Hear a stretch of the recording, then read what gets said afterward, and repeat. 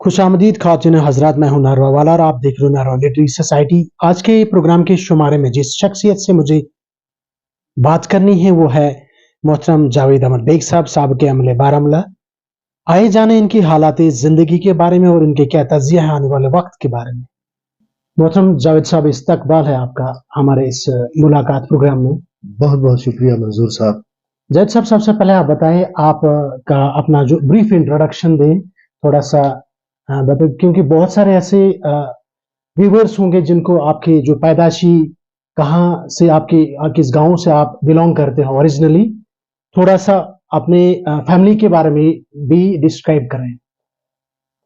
यहाँ से कोई 20 किलोमीटर, बारामूला से कोई 20 किलोमीटर के फासले पर बारामूला बाबा ऋषि रोड पर जब आप आगे जाते हैं तो तकरीबन 20 किलोमीटर राइट साइड रोड के एक छोटा सा गांव है, उसको वहदिना कहते हैं जी। वहदिना।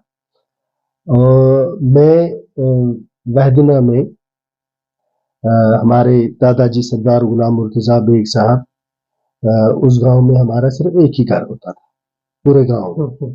तो उस गांव में मैं पैदा हुआ। मेरे दादा सरदार गुलाम मुर्तजा बेग साहब थे, अल्लाह उनको गुरी की रहमत करे। उनके सबसे बड़े बेटे मोहम्मद हसन बेग,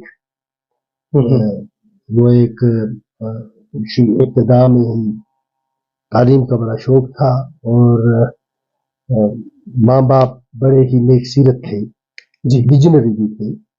तो जितनी उनकी बिसात थी, जितनी उनकी ताकत थी, उन्होंने मेरे वालिद साहब को पढ़ाया। फिर मेरे वालिद साहब ने खुद मुलाजमत भी की और पढ़ा भी, और फिर कॉलेज में एक प्रोफेसर की हैसियत से वो काम करते रहे और रिटायर हुए 2002 में। मेरे उनसे जो छोटे भाई थे मुजफ्फर हुसैन बेग साहब, उनके बारे में तो आप जानते ही हैं जी कि मेरे वालिद साहब भी अपनी जमात में हमेशा अव्वल रहे हैं। लेकिन बेग साहब जो थे, बेग साहब जम्मू उस वक्त कश्मीर बोर्ड में 8th से बेग साहब पोजीशन होल्डर रहे। फिर दिल्ली में मुजफ्फर हुसैन बेग साहब जब लॉ करते थे तो वहाँ वो एशिया का पहला स्टूडेंट था जिन्होंने वो टॉप किया उस यूनिवर्सिटी में। और फिर हार्वर्ड लॉ स्कूल में गए, वहाँ LLM किया, वहाँ उनको फिर वहाँ कुछ देर वकालत की। उसके बाद शेख साहब ने उनको वहाँ से वापस बुलवाया था यहाँ कि वो यहाँ सियासत में हिस्सा ले। फिर क्या वजूहात हुई कि वो शेख साहब का साथ नहीं चले, पीपल्स कॉन्फ्रेंस में चले गए।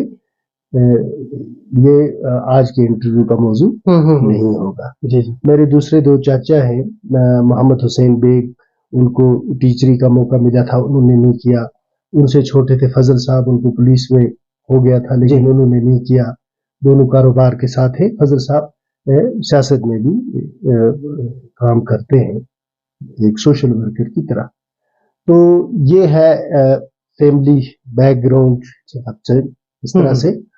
मैंने ग्रेजुएशन की और उसके बाद कश्मीर यूनिवर्सिटी में 1990 में एडमिशन हुआ इकोनॉमिक्स में। लेकिन 90 ही में आपको पता है वो हालात क्या हो गए। मैं यहाँ बारामूला टाउन में अरेस्ट हो गया और यहाँ CRP कैंप में रखा गया। तो उसके बाद 1990 में मेरी शादी हो गई और उसके बाद फिर समझे 10-15 साल जान बचाने के थे। एक तूफान था, एक जलजिला था, तो वो हालात इस तरह के थे कि एक मुंजमद होके रह गया सारा कश्मीर जी। उसमें आपने भी सफर किया होगा, आपके बुजुर्गों ने, आप तो छोटी उम्र के हैं, तो उसमें बहुत सारे लोगों ने सफर किया कि जो तालीम का हुसूल था, जो इंसान अपने लिए अहदाफ मुकर्रर करता है, जब आपके समाज के हालात उसकी इजाजत नहीं देते, चाहे वो आपकी अपनी कोताहियों का नतीजा हो या आप पर मुसल्लत कर दिया जाए, दोनों सूरतों में हम जैसे जो लोग होते हैं सफर करते हैं। तो हमने सफर किया। आपकी करंट रेट क्या है, अभी क्या पढ़ रहे हो आप? इस वक्त मैं वो अभी आपको बता रहा था, एक रिसेंटली एक आईन के हवाले से एक किताब लिखी है, इसने क्या नाम है इनका, एजी नूरानी। नहीं ये जी नूरानी का तो छोड़े, वो बहुत जी। नाम पड़ा है। ये अभी जो हम बात कर रहे थे इनकी, मुझे वो नाम भूल गया, जो मैंने आपको बताया ये मसनवी और कॉन्स्टिट्यूशन, उसका मुताला कर रहा था, तो फिर मैंने आपको बताया कि मुझे कुछ जी घरेलू जी। मसरूफियात हो गई, जिसकी वजह से अभी रुका पड़ा है, अब इसे स्टार्ट करना है। कितना जरूरी है मुताला करना एक सियासतदान के लिए या पॉलिटिशियन के लिए?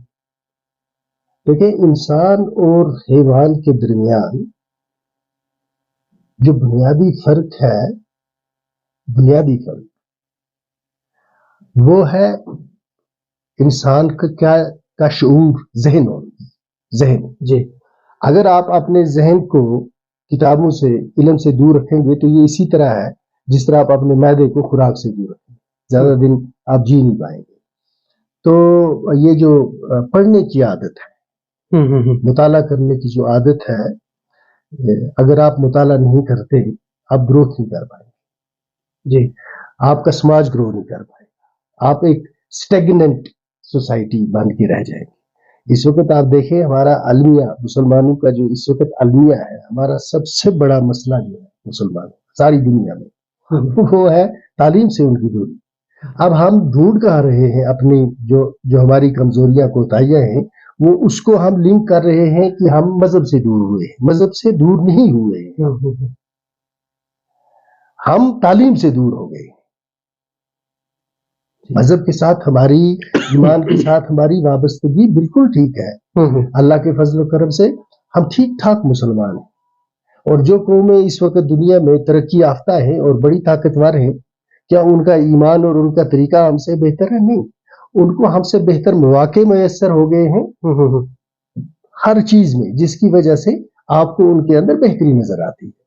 अगर हमारे अंदर उस तरह की बेहतरी नजर नहीं आती, वो दीन से दूरी का नतीजा नहीं है, बल्कि वो इल्म से दूरी का नतीजा है। इकबाल ने कहा है, मुद्दा तेरा अगर दुनिया में है तालीम दीन, मुद्दा तेरा अगर दुनिया में है तालीम दीन, तर्क दुनिया कौम को अपनी न सिखलाना कर। तो वो कहते हैं मुसलमान स्कॉलर्स से, मुसलमान उलमा से, कि अगर आप ये चाहते हैं कि आप एक महज़ब और मजहबी माशरा कायम करना चाहते हैं, तो बेशक आप ऐसा करें कि मजहब की बुनियाद पर कोई माशरा तश्कील देना चाहते हैं, दें, लेकिन उनको तर्क दुनिया मत सिखाओ। उनको ये मत कहो कि ये दुनिया जो है ये फानी है, ये कुछ नहीं है। उनको इस दुनिया से बेनियाज मत करो, क्योंकि अगर वो इस दुनिया से बेनियाज हो गए और उन्होंने इस दुनिया को तर्क कर दिया, जो इम्तिहान की जगह है, जो तैयारी की जगह है, और वो सिर्फ मरने की बाद की कहानियां सुनाते रहे या अपने माजी की कहानियां सुनाते रहे, तो फिर वो ये तुम्हारी कौम पिछड़ के रह जाएगी।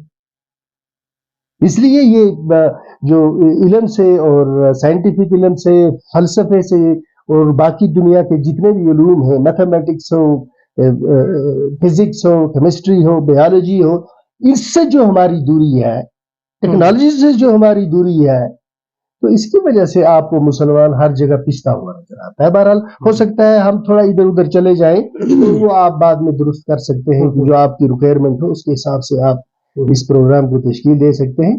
लेकिन मैं ये चाहता हूं कि जो मेरा मुताला मुझे सिखाता है, अगर आपके जरिए हो सकता है, half of what I may say may be meaningless, but let me say that how so that the other half reaches me. तो अगर हम लोगों तक कोई पैगाम पहुंचाना चाहते हैं, तो हर तरह की बात करें, हो सकता है उसमें से कुछ ऐसी बातें निकल आए जो हमारी नौजवान नस्ल के लिए फायदेमंद हो। जी। अपनी हॉबीज के बारे में बताएं। लीजर टाइम में आप किस तरह अपना लीजर टाइम जो इन्वेस्ट करते हो, या जैसे क्रिकेट या पोइट्री, प्रोज, किस तरह आपका लीजर टाइम गुजरता है? जिस तरह वो बाथरूम सिंगर होते हैं, जिस तरह बाथरूम सिंगर होते हैं, लेकिन वो सिंगर नहीं होते, है ना। और फिर उस तरह का अगर आप कहें लेखक में भी हो, लेकिन जो लोग अदब से दिलचस्पी रखते हैं, है ना, जो लोग भी अदब से दिलचस्पी रखते होंगे, मुताला करना पसंद करेंगे, اگر وہ اردو میں انٹرسٹڈ ہے تو وہ میر کو پڑھیں گے، غالب کو پڑھیں گے، اقبال کو پڑھیں گے، فیض کو پڑھیں گے، اس کو جالب کو پڑھیں گے. تو اتنے ہمارے شعراء ہیں یا نثر لکھنے والے لوگ ہیں، مزاح میں ہو گیا، افسانہ نگاری میں ہو گیا، وہ ان کو پڑھیں گے. تو ہمارا لکھنا جو ہے یہ اسی طرح جس طرح باتھ روم سنگر ہوتے ہیں، باتھ روم میں گانا گا لیا. روز میں لکھتے ہیں پوئٹری میں ہی تو کبھی کبھی جب بیٹھا رہتا ہوں کبھی آ گیا کچھ تو لکھ دیا. کون کون سی چیزیں آپ کو انسپائر کرتی ہیں، آپ کو لکھنے پہ مجبور ہوتے ہیں؟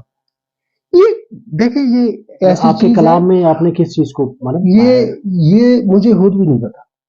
میں یہ جو ہے یہ ہوا ایسے کہ کبھی کبھی رات کو نیند نہیں آتی.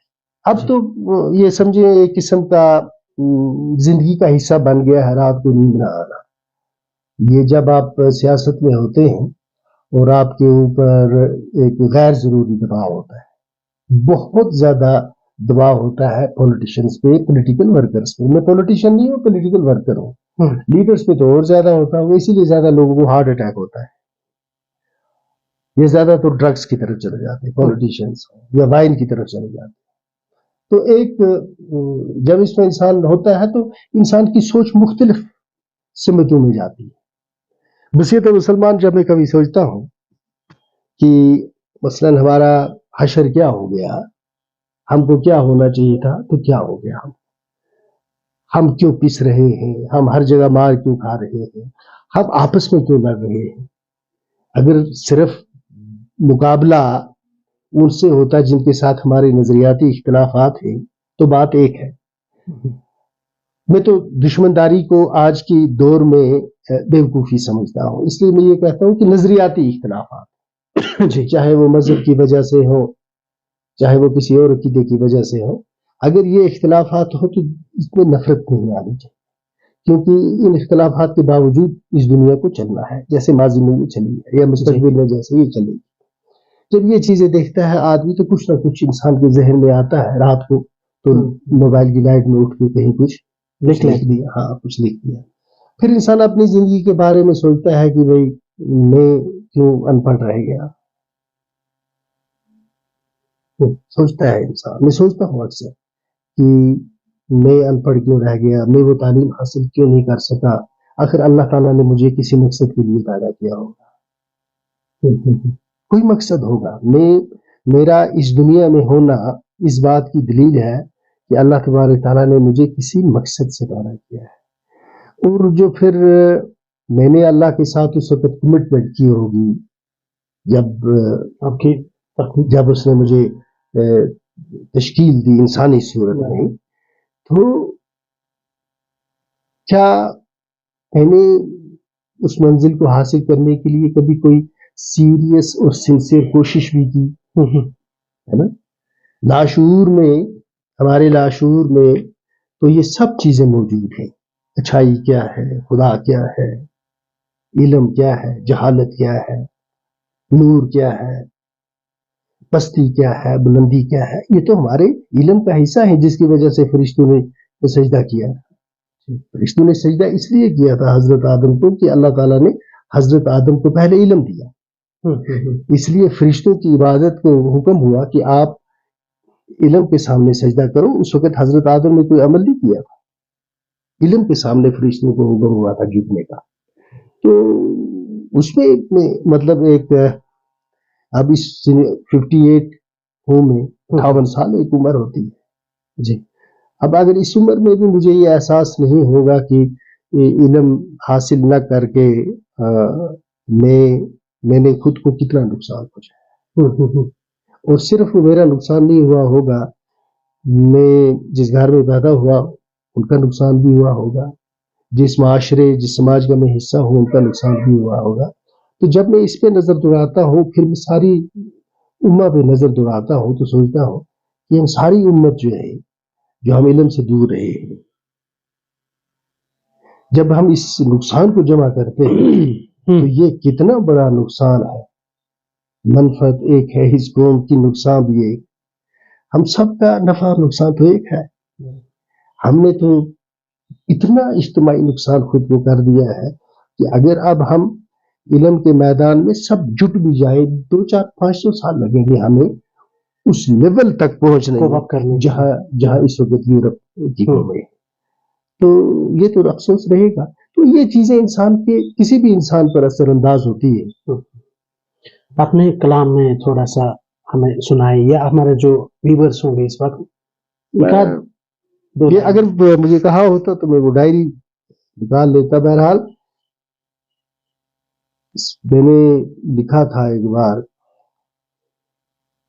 صدیوں سے میں پیاسا ہوں، صدیوں سے میں پیاسا ہوں، تنہا ہوں سمندر ہوں، تعجب ہے وہ کہتے ہیں بجھا لو پیاس شبنم سے.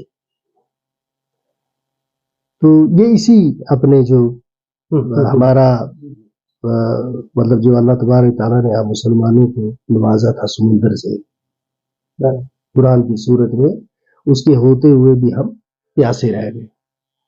اور پھر اب جو ہمارے دانشور طبقہ ہے، دیندار طبقہ ہے، وہ کہتا ہے ہم کو شبنم سے پیاس بجھا لو. نہیں ممکن نہیں ہے. جس کو سمندر اللہ عطا کرے گا اس کی پیاس کبھی شبنم سے نہیں بجھ سکتی. تو اس طرح کا تھا. یہ اس طرح کی بڑی نظم ایک ہے. پھر یہ ہے یہ ابلیس کا ہے، جھکا تھا سر میرا بس ایک تیری ذات کے آگے. جھکا تھا سر میرا بس ایک تیری ذات کے آگے. یہ اللہ تعالیٰ کو ابلیس کہتا ہے، جھکا تھا سر میرا بس ایک تیری ذات کے آگے، جھکا تھا سر کو پھر کیسے میں آدم ذات کے آگے. تو یہ بھی ایک بڑی نظم ہے. اس میں ہے کہ بڑے چرچے سنے تھے عرش پر انصاف کے تیرے. ابلیس کہتا ہے، بڑی نظم ہے. میں بیچ بیچ میں سے جو مجھے یاد پڑ رہا ہے، بڑے چرچے سنے تھے عرش پر انصاف کے تیرے، یہی انصاف ہے تیرا تو کیا انصاف ہے تیرا. اسے جسے آدم تو کہتا ہے یہ کیا شے ہے ذرا بدلا، اسے سجدہ کروں میں یہ نہیں ہے شان ابلیسی. تو اس طرح کی لکھی. پھر محبت ہے کیا، یہ تو نظم ہے، یہ بھی بڑی نظم ہے. محبت ہے کیا میں نہیں جانتا، محبت خدا ہے نہیں مانتا، مگر اتنا میں جانتا ہوں ضرور محبت نہیں ہے خدا سے جدا. تو یہ منصور پہ ہے، حضرت منصور پہ ہے. منصور سے جا کے پوچھا تھا میں جوانی میں مرنے کی کیا تک تھی. تک ہوتا ہے وجہ، تک بندی کرنا ہے نا، وجہ تھی. تو یہ ایک لمبی ہے. اسی طرح بہت سارا لکھا ہے، لیکن میں یہ خود کو نہ شاعر ہوں تو نہ میں پلیز، یہ میرا اپنا جو شوق ہے اس کی حد تک ہے. پھر یہ جو 5 اگست کے بعد ہوا ہے اس پہ لکھا ہے، اس پہ لکھا ہے کافی کچھ لکھا ہے. یہاں کی سیاست پہ لکھا ہے. تو ایکسپیکٹ کیا کر رہے ہیں ابھی آنے والے کل میں کتابی؟ نہ میں یہ لکھوں گا. نو یہ کون پڑھے گا. میں نے آپ کو پہلے کہا کہ اگر کسی کو دیکھیں، یا تو آپ لکھیں اور ایسا لکھیں کہ لوگ آپ کو سیریس لیں، کوئی پڑھے. آپ خود کو یہ دکھانے کے لیے کہ میں نے کتاب لکھی، کتاب لکھ دیں پڑھ کے کاغذ ضائع کرے گا، اس کا فائدہ نہیں ہے. میں نے آپ کو یہ کہا کہ میں زیادہ پڑھا لکھا آدمی نہیں ہوں، اپنے شوق کے لیے میں نے لکھا ہے. آپ بیٹھیں گے تو میں آپ کو دکھاؤں گا کیا کیا لکھا ہے. جی ضرور. لیکن یہ کہنا کہ میں کوئی کتاب شائع کروں گا اس کی، یا ہاں یہ جو ہے فیس بک وغیرہ اس پہ موقع ملا تو ہاں اس پہ میں ضرور شیئر کروں گا. اور بھی لکھ رہا ہوں. یہ کشمیر کے جو حالات ہیں اس پہ ایک افسانہ ایک میرے ذہن میں ہے، اس پہ کچھ لکھا ہوا ہے. جو کشمیر کی سیاست ہوئی اس پہ لکھ رہا ہوں، جس میں نثر کی صورت میں. تو کن کن رائٹرز کو آپ پڑھتے ہو آج کے وقت میں؟ آپ کے جو فیوریٹ رائٹرز ہیں ریکمینڈ کریں آپ کے کن کن رائٹرز کو ہمیں بھی مطالعہ کرنا چاہیے؟ دیکھیں ایک تو یا کس طرح کا جو جانرا ہمیں اسٹڈی کرنا چاہیے؟ ابوالکلام آزاد جو ہے غبار خاطر. ہاں غبار خاطر ہے، اس کا مطالعہ ضرور کریں. بالکل. علامہ ان کی مجھے نام نہیں یاد رہتے کتابوں کے، مجھے انسانوں کے بہت نام اچھی اور کتاب. کتابوں کے نام بالکل یاد نہیں رہتے ہیں. آپ ضرور ان کا مطالعہ کریں. جی. جو سرسید احمد خان ایک کتاب ایک ہے اگست وائسز، اگست وائسز. یہ مہینے کا نام جی ہے جی. اگست. یس. اگست وائسز جو ہے وہ نا گلکرنی جو ہوتا تھا ایڈوانی صاحب کا پرائیویٹ سیکرٹری ہوتے تھے. گلکرنی جرنلسٹ بھی ہے، ان کا پرائیویٹ سیکرٹری بھی رہا. اس نے ایک کتاب لکھی ہے اگست وائسز. اس میں بہترین جتنے بھی بہترین آرٹیکلز ہیں اس دور کے جس نے بھی لکھے اس نے سارے یس اس بک کا ضرور مطالعہ کریں. میں گزارش کروں گا. جے کرشنا مورتی جو ہے وہ زندہ بھی ہے شاید ابھی. جے کرشنا مورتی انہوں نے بہت سارے آرٹیکلز لکھے ہیں. آن بیہیویئر ہے ان کا بہت اچھا آرٹیکل وہ لکھا ہے، اور ان کے جو لیکچرز بھی ہیں وہ دیکھیں. اسی طرح جو اسلامی دنیا ہے اس میں اگر آپ کو دیکھنا ہو، کیونکہ اب آپ وہ محفل نو میں پرانی داستانوں کو نہ چھیڑ، رنگ پر جو اب نہ آئے ان فسانوں کو نہ چھیڑ.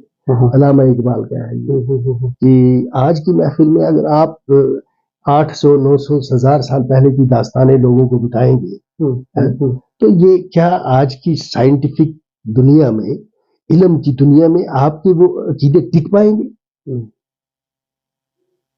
آج تو جو ہی کوئی نئی ایجاد ہوتی ہے آپ کا ملا اس کو کہتا ہے دیکھا یہ قرآن میں لکھا تھا. بھئی یہ قرآن میں لکھا تھا تو اب آپ کو سائنس کی ضرورت پڑ رہی ہے قرآن کو سچا ثابت کرنے کے لیے. آپ کو قرآن استعمال کرنا چاہیے تھا، سمجھنا چاہیے تھا، اور اس کے ذریعے آپ کو سائنس تک پہنچنا چاہیے تھا. تو آپ دوسروں کی ایجادات کو اب قرآن کے کھاتے میں ڈال کے خود کریڈٹ لینا چاہتے، جیسے یہ کتاب تم نے لکھی ہو. قرآن تو کرسچن کے لیے بھی ہے، یہ تو اللہ کی کتاب ہے، اس میں تمہارا کیا کنٹریبیوشن ہے؟ تم حدیث گنتے ہو، اس میں تمہارا کوئی عمل دخل ہی نہیں ہے. تو ہمارے پاس کیا ہے؟ ہم اگر پرانی داستانیں کیوں علم کی دنیا میں آج تو مولانا وحید الدین خان صاحب ہے. آپ مولانا وحید الدین خان صاحب کا مطالعہ کریں تو آپ کو اسلام نظر آتا ہے، حضور صلی اللہ علیہ وسلم کی زندگی نظر آتی ہے. جو بھی ایمان والا ہوگا جذباتی نہیں ہونا چاہیے، آدمی ریئلسٹک ہونا چاہیے اور انسان کا مطالعہ ہونا چاہیے. اور جب انسان کسی کتاب کا مطالعہ کرے تو آپ کا ذہن خالی ہونا چاہیے. ایک اگر آپ کے پہلے ہی سے نظریات ایسے اتنے سخت نظریات ہیں کہ آپ کا ذہن آپ نے ایک نیریٹیو پہ اتنا مضبوط کر دیا ہے کنفائنڈ ہوا یس کہ آپ دوسرا کوئی چیز سننا ہی نہیں چاہتے سوائے اس کے، تو پھر آپ ادھر ہی رہو. تو مولانا وحید الدین خان صاحب ہیں، آپ کو اختلافات ہو سکتے ہیں کیونکہ وہ نہ پیغمبر ہے، نہ کوئی نبی ہے، نہ کوئی ولی ہے. لیکن میں یہ سمجھتا ہوں کہ بہت بڑے عالم دین ہیں. مولانا مودودی صاحب، آپ کو اختلافات ہو سکتے ہیں ان کے انٹرپریٹیشن سے، ہے نا؟ کئی چیزوں پہ اختلافات کا اختیار ہے. تو یہ جو لوگ ہیں ان کا آپ کو مطالعہ کرنا چاہیے. میزان رکھیے جاوید احمد غامدی صاحب نے، اگر اسلام کی دنیا میں دیکھنا اس کو دیکھیں آپ. وینچرز آف اسلام ہے، ایک 3 بک کی سیریز ہے، ہاں 3 والیوم میں ہے، وہ پڑھے. اسی طرح گڈ مسلم بیڈ مسلم کئی کتابیں، کوئی ایک تھوڑا ہے. واٹ وینٹ رانگ مسلمانوں کو پڑھنی چاہیے. بٹ ہمارے ساتھ اصلی ہوا کیا ہے، ہمارا اصلی ہمارا المیہ کیا ہے. تو یہ کوئی ایک کتاب نہیں ہے کہ جس کا انسان یہ کہے. پھر اقبال صاحب ہے، لیکن اقبال صاحب کو، اقبال رحمۃ اللہ علیہ کو جب کوئی مطالعہ کرے تو اس کو پہلے باقی بہت ساری چیزوں کا مطالعہ ہونا چاہیے. ادروائز دیکھیں اقبال رحمۃ اللہ علیہ کا جو میرا مطالعہ ہے، میں اقبال رحمۃ اللہ علیہ کو اس طرح سمجھا ہوں کہ وہ اتنے حساس آدمی تھے کہ جب وہ کسی چیز کو دیکھتے تھے اور جو ہی وہ چیز ان کے ذہن پہ اثر انداز ہوتی تھی وہ الفاظ کی شکل اختیار کرتی تھی. وہ الفاظ کی شکل اختیار، اس لیے آپ کئی بار علامہ اقبال آپ کو ایک ایکسٹریم پہ نظر آئے جہاں لگے گا جیسے اللہ تعالیٰ رحم کرے یہ وائلنس کو پروموٹ کر رہے ہیں، لیکن وہ اس وقت ایک ایسی اضطرابی کیفیت سے گزر رہے ہوتے ہیں کہ جس میں وہ ایک ریئیکٹ کرتے ہیں. ورنہ وہ شاعر ہیں علامہ اقبال کہ جنہوں نے کہا ہے کہ مجھے بھول گیا اس وقت، لیکن اس کا مطلب یہ ہے کہ اگر گل کی پتی کو ہوا سے، وہ کچھ کہتے ہیں کہ اگر ایک پھول کی پتی کو بھی ہوا پھول سے، کی پتی سے کر سکتے ہیں؟ نہ وہ کہتے ہیں کہ اگر پھول کی پتی کو بھی خزاں کی ہوا سے نقصان پہنچے تو اشک بن کر میری آنکھوں سے ٹپک جائے اثر، اس کا اثر میں اتنا لیتا ہوں، ایک پھول کی پتی کا اثر جب وہ خراب ہو ٹوٹتی ہے کہ اشک بن کر میری آنکھوں سے ٹپک جائے اثر، یہ کہ اس کا اثر مجھ پہ اتنا ہوتا ہے کہ اشک بن کر میری، تو میں رونے لگتا ہوں۔ تو اقبال کو سمجھنا اتنا آسان نہیں ہے، یہ جس طرح سے آپ کو مجھے معاف کرنا، آپ یہ لوگ ملاؤں نے بنا لیا ہے اقبال کو شاعر وائلنس کا، اقبال کبھی وائلنس کو پروموٹ نہیں کرتے تھے، وہ جنگ جدل میں یقین نہیں رکھتے تھے، البتہ وہ مسلمانوں کو ایک شعور بخشنا چاہتے تھے خودداری کے ساتھ جینے کا، اس میں کبھی کبھی ایکسٹریم پر بھی چلے جاتے تھے، لیکن اقبال کو سمجھنے کے لیے آپ کو باقی سارا مطالعہ ہونا چاہیے، ادروائز آپ جو ہے وہ اس چاقو سے خود ہی کو نقصان پہنچا رہے ہیں۔ سر آپ بتائیں کہ آپ کی اوریٹری سکلز کی بڑی داد دیتے ہیں لوگ، کیونکہ میرا بھی اٹھنا بیٹھنا مطلب اچھے جو انٹلیکچوئل سوسائٹی کے ساتھ ہی ہے، آپ بتائیں سر آپ اس پہ از اٹ نیچرل اور اس پہ آپ پریکٹس کرتے ہو؟ نہیں، میں آپ کو اللہ کو حاضر ناظر رکھ کے کہتا ہوں کہ کبھی بھی زندگی میں ایسا نہیں آیا کہ میں نے پہلے سوچا ہو کچھ اور لکھ کے رکھا ہو، کیونکہ جو ہی میں اگر ایسا سوچوں گا تو میں بلینک ہو جاتا ہوں۔ آپ کسی محفل میں ہوتے ہیں، وہاں اس محفل میں ایک سچویشن ایمرج ہوتی، آپ اسمبلی میں بیٹھے ہیں، وہاں آپ کو کچھ پتہ نہیں کہ یہاں کیا ہونے والا ہے، اس لیے وہ ایک سچویشن کیا ڈیمانڈ کرے گی، ہے نا، وہ سچویشن ڈیمانڈ کرتی ہے نا، آپ کا ایک اسپونٹینیس ریسپانس ہونا چاہیے، ایک سچویشن کیا ڈیمانڈ کرتی ہے۔ آپ مسجد شریف میں بیٹھے ہیں، مولوی صاحب کوئی بات کر رہے ہیں، آپ کو کیا پتا ہے مولوی صاحب کیا بولنے والے ہیں، تو آپ کا دماغ کام کرتا ہے، آپ ہر ایک لفظ سنتے ہو، انٹرپریٹیشن ہو رہی ہے، وہ کیا کہہ رہے ہیں، کہاں سے یہ ریفرنس لائی ہے، اس کا کنٹیکسٹ کیا ہوگا، اگر پروفیٹ محمد نے یہ صلی اللہ علیہ وسلم نے یہ بات بتائی ہے تو کہاں، تو وہاں جب میں اپنے آپ کو دبا کے رکھتا ہوں ایسے کہ تم نے نہیں اٹھنا بھائی، یہاں تمہارا یہ پلیٹ فارم تمہارا نہیں ہے، تو اسی طرح جب کسی ایک محفل میں انسان بیٹھتا ہے تو جو سچویشن ایمرج ہوتی ہے تو میں کھڑا اٹھتا ہوں، اس کے بعد جب میں بولتا ہوں، میں نہیں بولتا ہوں کہ میں کوئی اچھا اوریٹر، لیکن جب میں بولتا ہوں تو جو میرے دل میں ہوتا ہے خدا کو حاضر ناظر رکھ کے، وہ البتہ یہ ہے کہ کوشش یہ کرتا ہوں کہ تحمل سے بات کروں، پہلے ایسا نہیں ہوتا تھا، پہلے ریئیکٹ کر جاتا تھا، تو یہ نیچرل ہوتا ہے، ایسا تو ہے نہیں کہ انسان پریپیئر ہو کے جائے گا پھر 1 گھنٹہ انسان کو لکھا ہوا وہ تو پھر وہ رٹا بنے گا، وہ تو دور سے رٹا لگے گا، رٹا نہیں کر سکتا انسان۔ سر آپ کا کیا خیال آیا آپ راجنیتی میں آگے، پالیٹکس میں آگے؟ یہ پالیٹکس میں 1988 میں جب میں نے گریجویشن 1988 میں امتحان دیا تو اس کے بعد ہم گاؤں چلے گئے۔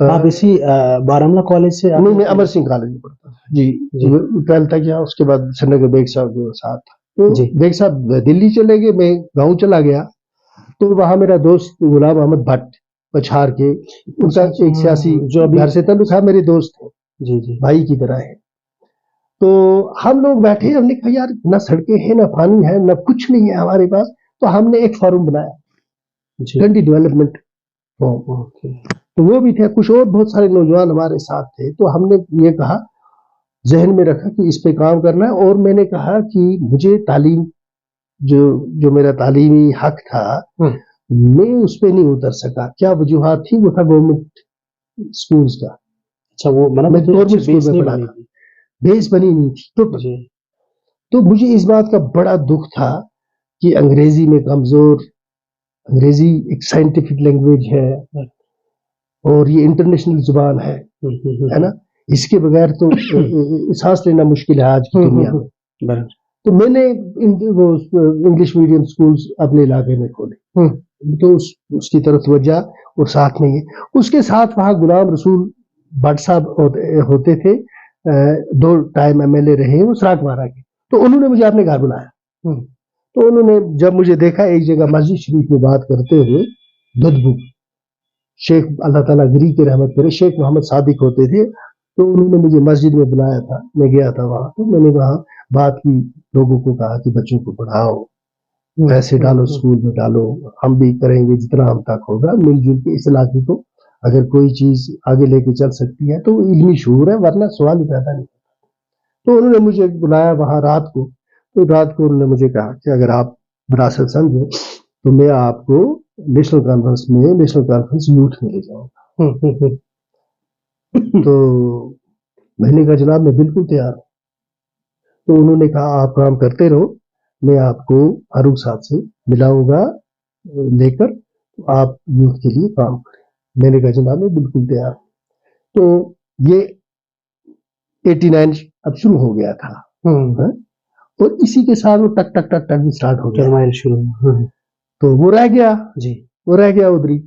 तो 98 में हम दिल्ली में थे, मैं बेग साहब के पास था, तो वहां फैसला हुआ कि अब ये जो हालात हैं, इन हालात का तकाजा है कि किसी को आगे बढ़ना चाहिए। न बातचीत कोई कर रहा है, न बंदूक का कोई हाल हो रहा है, न हिंदुस्तान पाकिस्तान कोई फैसला कर रहे हैं, लोग तब तक मरते रहेंगे। तो बेग साहब ने फैसला किया कि चलो पॉलिटिक्स में मैं वापस आऊंगा, तो मैं 83 में छोड़ दिया था। तो वहां से फिर हम सियासत में आ गए और पीडीपी बनी, उसका हिस्सा बन गए। तो इस तरह इंसान का ये खुद पता ही नहीं होता, इंसान एक सिचुएशन में आ जाता है जी जी, तो उसका हिस्सा बन जाता है। कितने सालों से आप अभी सियासत में हैं? 1998 से आज तक 25 साल। आप एक बार एमएलए भी बने बारामूला की, डिस्ट्रिक्ट बारामूला की, तो कोई अनयूजुअल डिमांड लोगों की तरफ से जिसको सुन के आपको लगा ये क्या है, कैसी डिमांड है ये? देखिए एक ये मैं आपको आपकी खिदमत में अर्ज करूं, एक सबसे बड़ा मसला जो मैंने हमारी इस जम्मू कश्मीर रियासत में देखा, हो सकता है सारे मुल्क में हो और सारी दुनिया में भी हो जी, वो ये है कि यहाँ खासकर हमारे कश्मीर में पढ़े लिखे लोग रोजगार नहीं मांगते। आपको ये नहीं है कि उनको रोजगार की जरूरत नहीं है, लेकिन पढ़े लिखे लोग आपके पास नहीं आते नौकरी के लिए, जो डिजर्व करते हैं ना। मतलब आपने इतनी डिग्रियां की हैं, आप तो कभी मेरे पास नहीं आए कि मुझे किसी जगह पर एडजस्ट करो। हमारे पास सियासत में जब हम थे, जब एमएलए थे या जब बेग साहब के साथ होता था, हमारे पास जो लोग आते थे नौकरियों के लिए, उनसे कोई पढ़ा लिखा नहीं होता था। तो ये सबसे मुश्किल काम ये होता है कि जब एक आदमी आपको कहता है कि मुझे पीएचई में लगवा दो, मतलब वो कहता है कि ना अब पीएचई जरूरत सही, उसको मैं ये नहीं समझा सकता कि पढ़ा लिखा जो होता है उसको रोजगार दिलाना आसान है, मुश्किल ये है कि इस अनपढ़ को किस तरह से आदमी रोजगार कहाँ में, मतलब कैसे इसको एकोमोडेट करेंगे, कहाँ करेंगे, कितने लोग पीएचई में एमएलए लगा सकेंगे, पावर में, रोड्स में। तो ये जो हमारे वर्कर होते हैं जो जान की बाजी लगाते हैं आप, ये आज जिनकी वजह से आप एमएलए बनते हैं, आपके पास कोई ऐसी ताकत ही नहीं होती कि आप उनका चूल्हा जला सकें। This is the most unfortunate part of politics, कि आप अपने वर्कर की कोई मदद नहीं कर सकते, जो आपके लिए जान की बाजी लगाता है, जिसकी वजह से आपकी बीवी को कोई कहता है मैडम, आपके बच्चे को कहते हैं यहाँ से एमएलए सोगुन बच, आपको आगे पीछे गाड़ी पा, ये उस आदमी की वजह से है जिसके घर में शाम को रोटी नहीं है, जिसके बूढ़े बाप को दवाई नहीं है, जो माँ को अस्पताल ले जाए लेकिन उसके पास किराया नहीं है। आप उनके लिए कुछ नहीं कर सकते, और वो आपको सब कुछ करते हैं आपके लिए, लेकिन आप उनके लिए तो इस डिमांड को आप क्या कहेंगे, जायज कहेंगे कि नाजायज कहेंगे? तो ये सबसे मुश्किल होता है इनकार करना, जबकि आपका दिल चाहता है कि आप इसकी मदद करें, पर आपका अपने एक्सपीरियंसेस के बारे में बताएं, आपने क्या समझा being in power and without power? जब इंसान मैं नईम साहब, मैं आपको एक वाक़ा सुनाता हूँ जी। मैं नईम साहब होते थे R&B में, और एक नईम साहब का कमिश्नर सेक्रेटरी R&B, हम वहां बैठे और निजामुद्दीन भट्ट साहब बैठे थे, वो एमएलसी थे जी जी, निजामुद्दीन भट्ट साहब वो एमएलए भी रहे। तो मैंने नईम साहब को कहा कि मेरा एक प्रोजेक्ट जो है ये क्यों आपने ड्रॉप किया। मैंने ये जो प्रोजेक्ट दिए में से आपने ये सबसे इंपॉर्टेंट प्रोजेक्ट था, ये आपने ड्रॉप कर दिया। तो नईम साहब ने मुझे कहा कि अभी तीसरा ही साल है जावेद, अभी 3 साल हमारे पास हैं, और तो इतनी क्या जल्दी है, आपने इतना बड़ा मसला बना दिया। क्योंकि मैं R&B के कमिश्नर सेक्रेटरी के साथ लड़ पड़ा था। ये नहीं सबको आप मतलब ऐसी बात हो रहा, मैं ऑन रिकॉर्ड बोलूंगा कि जी ऑन रिकॉर्ड बात हो रही है। तो मैंने कहा जनाब आप अजीब बात करते हैं, मैं लोगों के सामने जवाबदेह हूँ, लोगों ने वोट दिया है, अगर उनका मैं काम नहीं करूंगा तो उन्होंने मुझे इसलिए तो नहीं MLA बनाया कि मैं सिर्फ ये सेक्रेटरीट में आके आप मिनिस्टरों के मुंह देखता रहूं। तो वो मुझे कहने लगे दरअसल आपकी तरबियत में थोड़ी सी कमी रह गई है। मैंने सुना तो मैंने पहले अपने आप को कंट्रोल किया। मैंने कहा थोड़ी नहीं, बहुत ज्यादा कमी रह गई है, ये आपने सच बताया, बहुत ज्यादा कमी। तो इस पर मुझे गुस्सा नहीं आना चाहिए, ये सच्चाई है। कहा नहीं आप अदरवाइज देंगे। मेरे कहने का मतलब है अगर आप मुफ्ती साहब के साथ टाइम स्पेंड करते तो आप में तहम्मुल आ जाता। आप हर चीज चाहते हो एक ही साल के अंदर। समझ। मैंने कहा मैं अभी ये डिमांड अपनी वापस ले लूंगा, मगर एक शर्त है। कहा क्या? मैंने कहा आप लिख के देते कि this government will last for 6 years।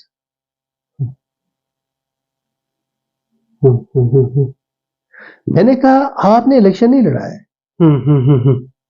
ये जो इक्तदार के 6 साल हैं ये 6 दिनों में गुजर जाएंगे। ये अपोजिशन नहीं है नईम साहब। अपोजिशन का एक दिन जो होता है वो इक्तदार के 1 साल के बराबर होता है। ये इक्तदार रहने वाली चीज नहीं है। ज्यादा टाइम, सारी जिंदगी आपने अपोजिशन में रहना है। ये मौका मिला है, मेरा ये प्रोजेक्ट करवाएं। अगर आप नहीं करवाते मैं असेंबली में खड़ा हो जाऊंगा and I will hold you accountable there. उन्होंने कहा, वो कागज दिया उसको, बोला आप दिल्ली जाओ और वहां से इसका ये प्रोजेक्ट करके लाओ, मैं डीओ लेटर दूंगा। किसको दिया? कमिश्नर सेक्रेटरी को। वो गया और सिंगल एक रोड CRF में आया, CRF में सिंगल ऑर्डर आया। कहां से? दिल्ली से। और वो ये रोड है कानिसपुरा टू कंडी वाया बलरामन पछार। और उसी साल जब हम यहाँ आए तो उसी साल हुकूमत गिर गई 3 साल में। तो ये जो लोगों को होता है ये कि इक्तदार कोई रहने वाली चीज है, इक्तदार कभी नहीं। इसके पर लगे होते, इक्तदार के पर लगे होते, आपको पता ही नहीं चलता, खत्म। तो परों पे उड़ता है। कोई ऐसी चीज बताएं कि आप आने वाले कल में भी कॉन्टेस्ट कर रहे हो, आपके आफ्टर डेथ, मरने के बाद आपको लोग याद करें, कोई ऐसी चीज करना चाहते होंगे आप सोसाइटी के लिए? याद नहीं, कोई घर वाले नहीं याद करते, कौन याद करता है? देखिए मैं आपको कोई बेंचमार्क या कोई माइलस्टोन, ये जो इंसान को जो गलतफहमी होती है इंसान को कि मैं कोई इंपॉर्टेंट आदमी हूँ, ये सबसे बड़ी गलतफहमी है। दुनिया में सबसे ज्यादा मसाइल इसी वजह से इस दुनिया में आपको नजर आते हैं कि इंसान खुद को अहम समझता है। इस दुनिया में ऐसा कुछ नहीं है। कई लोग किताबों में है, कई लोग किताबों में, गोरे सिकंदर नहीं कभी बारा, किताबों में उनके नाम है, उनकी अपनी किताबें भी हैं। आप देखें Socrates, the book of philosophy में आप पढ़ें, जितने भी बड़े बड़े फिलॉसफर हैं, द बुक ऑफ फिलॉसफी भी पढ़नी चाहिए, बड़ी अच्छी बुक। तो आपको वो याद पड़ते हैं जब आपको कोई रेफरेंस किसी को देनी हो तो आप वो रेफर करें, है ना। आज की दुनिया में आप देखें, आज की जो मौजूदा दुनिया में आप देखें, जो सबसे ज्यादा नाम इस वक्त दुनिया में जिसको लोग याद करते हैं, वो याद रखते हैं, वो हजरत मोहम्मद सल्लल्लाहु अलैहि वसल्लम है। उनके बगैर حضرت عیسیٰ کو انگریز یاد کرتا ہے جب اس کو کہنا ہو جیسس، جب وہ اس لحاظ سے. تو جہاں تک انسانی تاریخ میں کسی انسان کو یاد رکھنے کی بات ہے تو حضور صلی اللہ علیہ وسلم کے بغیر کسی کو نہ یاد رکھا جائے گا نہ یاد کیا جائے گا. یہ ایک نام ہے جو بذات خود اس بات کی دلیل ہے کہ وہ آخری نبی تھے اور سیل آف پرافٹس تھے اور دین مکمل ہوا ان پہ، اور ان کی سچائی کا، ان کی نبوت کا، ان کی پیغمبری کے سچ ہونے کی سب سے بڑی یہ دلیل ہے کہ ایک شخص کو قیامت تک ساری دنیا یاد رکھے گی، حضور صلی اللہ علیہ وسلم کو، دونوں صورتوں میں، محبت سے بھی اور جو لوگ ان سے نفرت کرتے ہیں ان کی وجہ سے بھی. صرف وہی ایک شخصیت ہے جن پہ اس وقت بات ہو رہی ہے ساری دنیا میں اور قرآن شریف کتابوں کی صورت میں. باقی جتنی چیزیں ہیں یہ جب ضرورت پڑے گی کسی کو اس وقت دیکھیں گے. اقبال کا کون سا شعر آج میں نے مسجد میں پڑھنا ہے، عاشقی کا کہیں شاعری وائری یا چٹھی وٹھی لکھنی ہے تو کہاں سے میں غالب میر کو لے آؤں گا کسی کو خوش کرنے. ادروائز باقی یہ جو ہے یہ کوئی کہے کہ کسی کی لیگیسی رہے گی، کسی کی نہیں رہے گی، سوال ہی پیدا نہیں ہوتا، ہو ہی نہیں سکتا کیونکہ فانی ہے نا. کل من علیہا فان، سب چیز کو مٹ جانا، ختم ہو جانا. تو کس طرح کوئی چیز زندہ رہے گی؟ تو میں کس بات کی مولی ہوں. میرا ماننا ہے کہ جیسے موہن داس کرم چند گاندھی یا ڈاکٹر بی آر امبیڈکر اور اس طرح کے جو مطلب اسٹال وارس تھے یا ابھی بھی وہ زندہ ہیں. دیکھیں میں آپ کو ایک بات بتاؤں، میں نے ابھی آپ کو کہا کہ وہ ریفرنس کی حد تک زندہ ہے. کیا گاندھی جی آج کے ہندوستان میں لوگوں کے اندر کہیں نظر آتے ہیں؟ آپ کو نظر آتے نہیں؟ کیا امبیڈکر کا کانسٹیٹیوشن آپ کو لگتا ہے یہ رہے گا؟ نریمان کی بک ہے یہ، نریمان صاحب کی بک ہے یہ، you must know your constitution. Nariman صاحب، خالی نریمان، مجھے انعام ہو گیا تھا. تو آپ کو حضور صلی اللہ علیہ وسلم کے بغیر کوئی آدمی نظر نہیں آئے گا جس کا اثر کسی شخصیت پر اتنا ہوا ہو کہ اس کی شخصیت بدل گئی ہو اور پھر اس نے کئی لوگوں کی شخصیت ہزاروں کی بدل دی ہو. ہمارے بارہمولہ کے پرویز صاحب، ہمارے بارہمولہ کے پرویز صاحب چلتا پھرتا قرآن شریف ہیں. تو یہ آدمی یاد نہیں رکھا جائے گا تو مجھ جیسے کو کون یاد رکھے گا؟ یہ میں آپ کو لکھ کے دیتا ہوں. یہ لوگوں کو جو نام کتابوں میں ہیں یہ کہ ریفرنس وغیرہ کے لیے ہیں، لیکن سوائے پرافٹ محمد صلی اللہ علیہ وسلم کے کسی کا نام یاد نہیں رہا. آپ سموک کرتا تھا 10 سال. اس کی وجہ سے میری تعلیم پہ بڑا اثر پڑا. میری جو جوانی یہ تھی 10ویں سے لے کر 10 سال میں نے جو سگریٹ نوشی کی، اس کی وجہ سے میں راتوں کو سو نہیں سکتا تھا. مجھے الرجی تھی اسموک کی، زکام، چیسٹ انوالو رہتی تھی، بیمار رہتا تھا، اس کا بہت اثر پڑا. لیکن پھر میں نے شادی کے بعد اسموکنگ چھوڑ دی، طرف.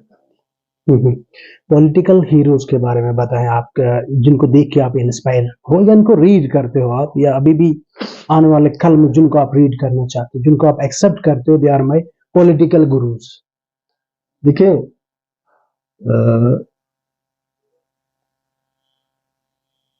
بہت سارے سیاستدانوں کے ساتھ اٹھنا بیٹھنا ہوا، جی، بہت سارے پولیٹیشنز کے ساتھ اٹھنا بیٹھنا ہوا. میں نے بیگ صاحب کے ساتھ کام کیا. بیگ صاحب کو میں نے دیکھا.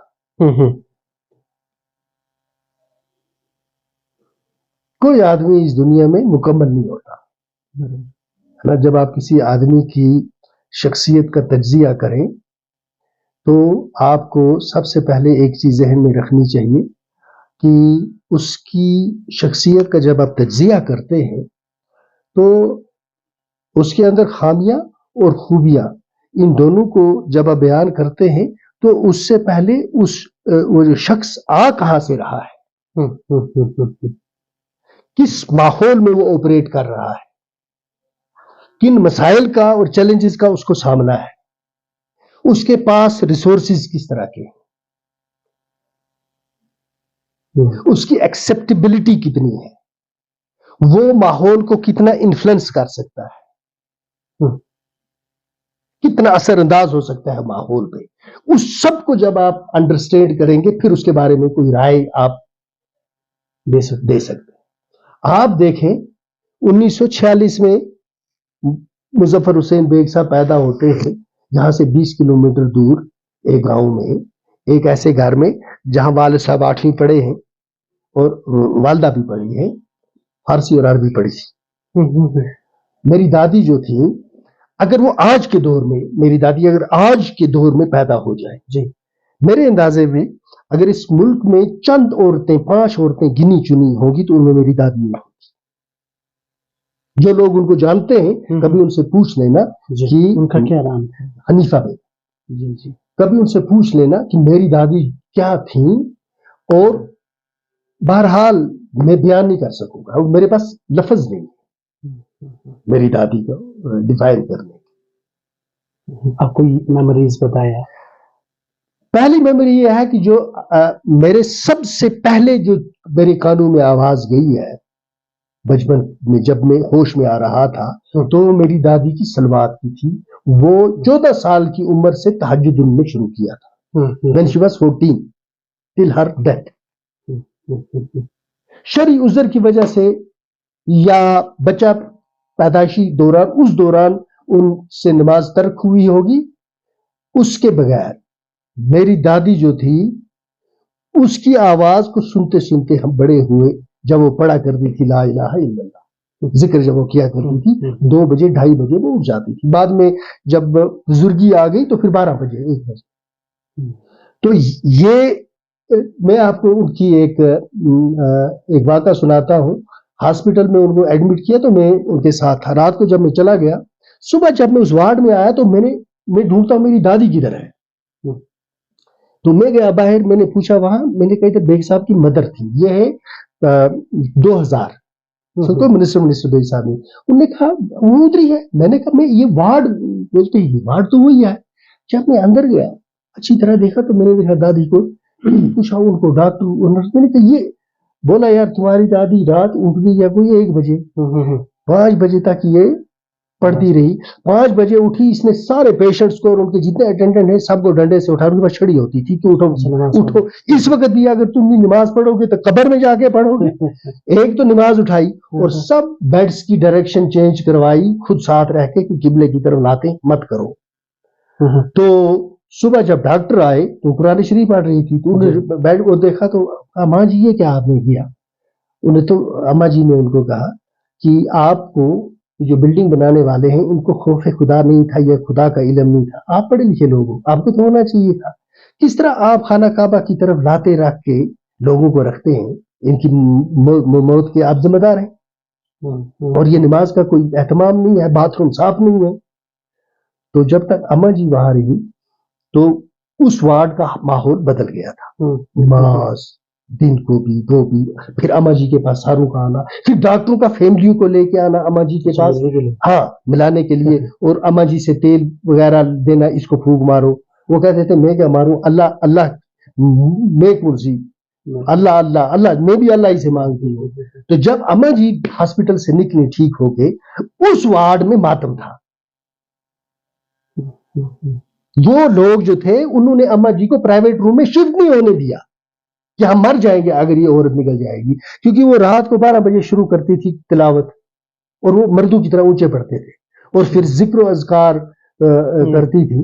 تو اس کا وہ ایک اثر ایسا تھا لوگوں پہ اماں جی کا, تو علاقے کے لوگوں سے آپ پوچھ سکتے ہیں. تو مظفر حسین بیگ کے بارے میں ہم بات کر رہے تھے کہ مظفر حسین بیگ کو اللہ تبارک تعالیٰ نے ہر چیز سے نوازا تھا, ہر ایک چیز سے نوازا تھا اللہ تبارک تعالیٰ نے. لیکن بدقسمتی یہ رہی ہے, مجھے ایک چیز کا دکھ ہے کہ جتنی ان کی صلاحیتیں تھیں حالات نے اتنا ان کو موقع نہیں دیا, کیونکہ حالات ان کے پاس میں نہیں تھے. آپ کو پتہ ہے کہ حالات کس طرح کے رہے ہیں کشمیر میں, خاص کر مین سٹریم وہ لوگ جو نظریاتی طور ہندوستانی ہوں کہ بھائی ہم ہندوستان سے, تو our destiny lies with India. تو جو ان کو صلاحیتیں تھیں ان کو استعمال نہیں کر سکے, پوری طرح سے استعمال نہیں کر سکے. ان میں لکھنے کی اتنی صلاحیت تھی, وہ اتنا اچھا لکھتے ہیں اردو, انگریزی میں. وہ ایک کتاب لکھی ہے 10 ٹاپ جو لائرس ہیں, ان کا نام تھا, کیونکہ بیگ صاحب کی جو ڈرافٹنگ تھی, ڈرافٹنگ جو ان کی ہے نا, کسی بھی چیز کو ڈرافٹ کرنا, وہ ڈرافٹنگ یونیک ہے, وہ اس میں یونیک ہے بیگ صاحب. تو یہ ہوتا ہے جب آپ کنفلکٹ زون میں پیدا ہوں گے تو پھر اس کی ایک قیمت ادا کرنی پڑتی ہے. تو یہ ہو گیا بیگ صاحب کے بارے میں. پھر میں سمجھتا ہوں کہ لیڈرشپ میں مفتی صاحب کو سمجھتا ہوں کہ وہ میرے اور بیگ صاحب ہم دونوں کے لیڈر. تو بیگ صاحب جب ان کو لیڈر تسلیم کرتے تھے تو میں تو ان کو لیڈر ہی مانتا ہوں. مفتی صاحب ایک عظیم شخص تھے, بہت ویژنری تھے, بہت ٹالرنس تھی, بہت زیادہ کیئرنگ تھے, اور گروم کرتے تھے وہ آپ کو گروم کرتے تھے. وہ دیکھتے تھے کہ کس آدمی کو مجھے گروم کرنا ہے تاکہ یہ آگے چلے. مجھے انہوں نے کہا ایک بار, کہا کہ اگر میری زندگی میں تم میرے نہیں بنو گے تو پھر کب بنو. میں نے ان کو کچھ کہا تھا کسی بارے میں, انہوں نے کہا نہیں, تم کو الیکشن لڑنا ہے, تمہیں کو لڑنا ہے, اگر میں آج میری زندگی میں تم نہیں بنے پھر کبھی نہیں بنو تو پھر کب. تو وہ مفتی صاحب ہے. پھر اسی طرح یہ عمر صاحب بہت اچھے انسان ہیں, بہت اچھے انسان ہیں, میں ان کی قدر کرتا ہوں. شفیع صاحب بہت اچھے انسان ہیں. یہ کیا کہتے ہیں اس کو, تارا گامی صاحب بڑے. تو یہ ہے کہ میں گیلانی صاحب سے ملا ہوں, ہاں گیلانی صاحب سے ملا ہوں تو مایوسی ہوئی ہے, بس اتنا ہی کہوں گا. جی, آپ کے جو پولیٹیکل گولز ہوتے ہیں ابھی آنے والے کل میں یا آنے والے وقت میں, آپ کیا ایکسپیکٹ کرتے ہو چیف منسٹر یا as an MLA of district Baramulla? دیکھیں یہ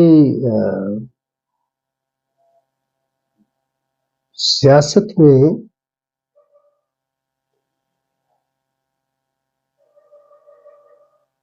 ہم جیسے لوگ اتنے بڑے خواب نہیں دیکھ سکتے.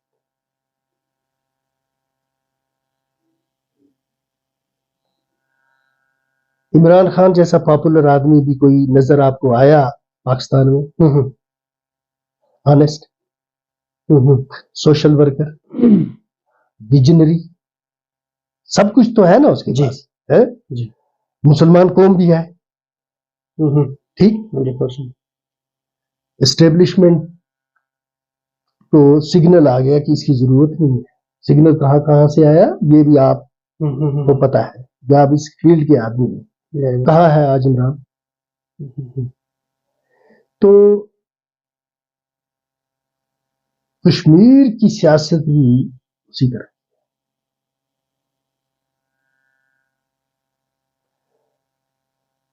یہاں آپ کتنے ایماندار کیوں نہ ہو, کتنی آپ میں قابلیت کیوں نہ ہو, کتنا آپ ویژنری کیوں نہ ہو, یہ چیزیں میٹر نہیں کرتی. یہ چیزیں دے ہارڈلی میٹر. آپ کے پاس سلیکشن لڑنے کے لیے بہت پیسہ چاہیے, بہت پیسہ چاہیے آپ کو سلیکشن لڑنے. تو میں تو ابھی سیاست کا سوچ بھی نہیں رہا ہوں کہ میں الیکشن لڑوں گا نہیں لڑوں گا. ایک پارٹی کے ساتھ ہوں, ان کے ساتھ بات کرنی ہے. ایک چھوٹا سا آدمی ہوں, تو اتنا بڑا خواب نہیں ہے. چیف منسٹری کا خواب تو ہم کا نہ خواب ہوگا. دیکھنا ہے کہ میں ایک سیاسی ورکر کی حیثیت سے جو اللہ تعالیٰ موقع دے گا کوشش کروں گا, ایمانداری سے خلوص سے اس کو پورا کرنے کی کوشش کروں. کوئی ایسے کام بتائیں آپ جو ایز این MLA آپ ڈسٹرکٹ بارہمولہ جن کو لے کے آپ پراؤڈ فیل کرتے ہو کہ میں نے یہ کام کی. دیکھیے اگر میں کاموں کا شروع کروں جو میرے دور میں ہوئے, جو پریز وردی کام ہے, دیکھیں یہ حاجی بال ایک بہت دور دراز گاؤں ہوا ہے. وہاں حاجی بال سے بارہمولہ 17 کلومیٹر ہے, تقریباً 17 کلومیٹر. उनका एक मसला था कि वहाँ 8वीं तक स्कूल होता था, जी 8वीं के बाद वहाँ से बच्ची को बारामूला आना पड़ता था 10वीं करने के लिए, जी और ये किराया जो है ये तकरीबन 100 रुपया शुरू होगा, 200 रुपया एक बच्ची को खर्च हो जाता था या बच्चे को। वहाँ एक हाई स्कूल बनवाया मैंने हाजीपुर में। हाजीपाल में। तो मुझे बड़ी खुशी होती है कि मेरे उस स्कूल की वजह से उन बच्चों को बहुत सहूलियत हो जो वहाँ पर। इसी तरह अल्लाह आपको सलामत रखे, मैंने कावार में एक हाई स्कूल बनाया, कावार बाला आपका खबर है, वाला जी वहाँ बच्चों को दूर जाना पड़ता था, स्लाइडिंग एरिया है, मैंने वहाँ हाई स्कूल बनवाया। आपके आडूरा में मैंने एक हायर सेकेंडरी बनाई, तो हायर सेकेंडरी की बिल्डिंग भी बनाई, और ऊपर का सारा एरिया जो है उनको एक सहूलियत होगी, बच्चियों को 12वीं तक 1,000 1,500 रुपया उनका बचत हो गया बारामूला या दूसरी जगह आने से। एजुकेशन से हेल्थ सेक्टर में अगर आप देखेंगे, ये मैं इधर की बात कर रहा हूँ फिलहाल ना नारवा पे, इसी तरह बांडीपाई में मैंने हायर सेकेंडरी बनवाई, तो याद रखी जाएगी। अच्छा, जब आप जाते हैं हजरत, देखते हैं इसको हेल्थ में, तो 2 PHC, एक यहाँ पुराने हॉस्पिटल में फंक्शनल करवाई बनाई, एक ओल्ड टाउन में बनाई, एक NTPHC हीवन में सैंक्शन करवाई, बिल्डिंग मुकम्मल है, लेकिन जब हमारी हुकूमत गई तो वहाँ जहाँ छोड़ के गए हैं वहीं है, लेकिन ऐसी चीज है नहीं कि जो होगी नहीं। अच्छा, जब भी इस वक्त ये ये अभी डांगरपुरा में भी एक है। हाँ वो मैंने किया है, इसी तरह ऊपर लरीडोरा में जी वो मैंने करवाया है। अच्छा, ये मैं यहाँ इस हॉस्पिटल में तकरीबन 15 करोड़ रुपया मैंने 3 साल में लाया, ये जो DGH। फिर एक नर्सिंग कॉलेज लाया मैंने यहाँ बारामूला, नर्सिंग कॉलेज बहुत बड़ी बात है, अब आज लोग कदर नहीं करते हैं वो अलग बात है, लेकिन नर्सिंग कॉलेज लाना एक बड़ी बात है। इसे कॉलेज, ये कॉलेज है नर्सिंग, यहाँ बिल्ला में बन रहा है, अच्छी बिल्डिंग बन रही है, बहुत अच्छा इंफ्रास्ट्रक्चर हो जाएगा वहाँ। अल्लाह आपको सलामत रखे।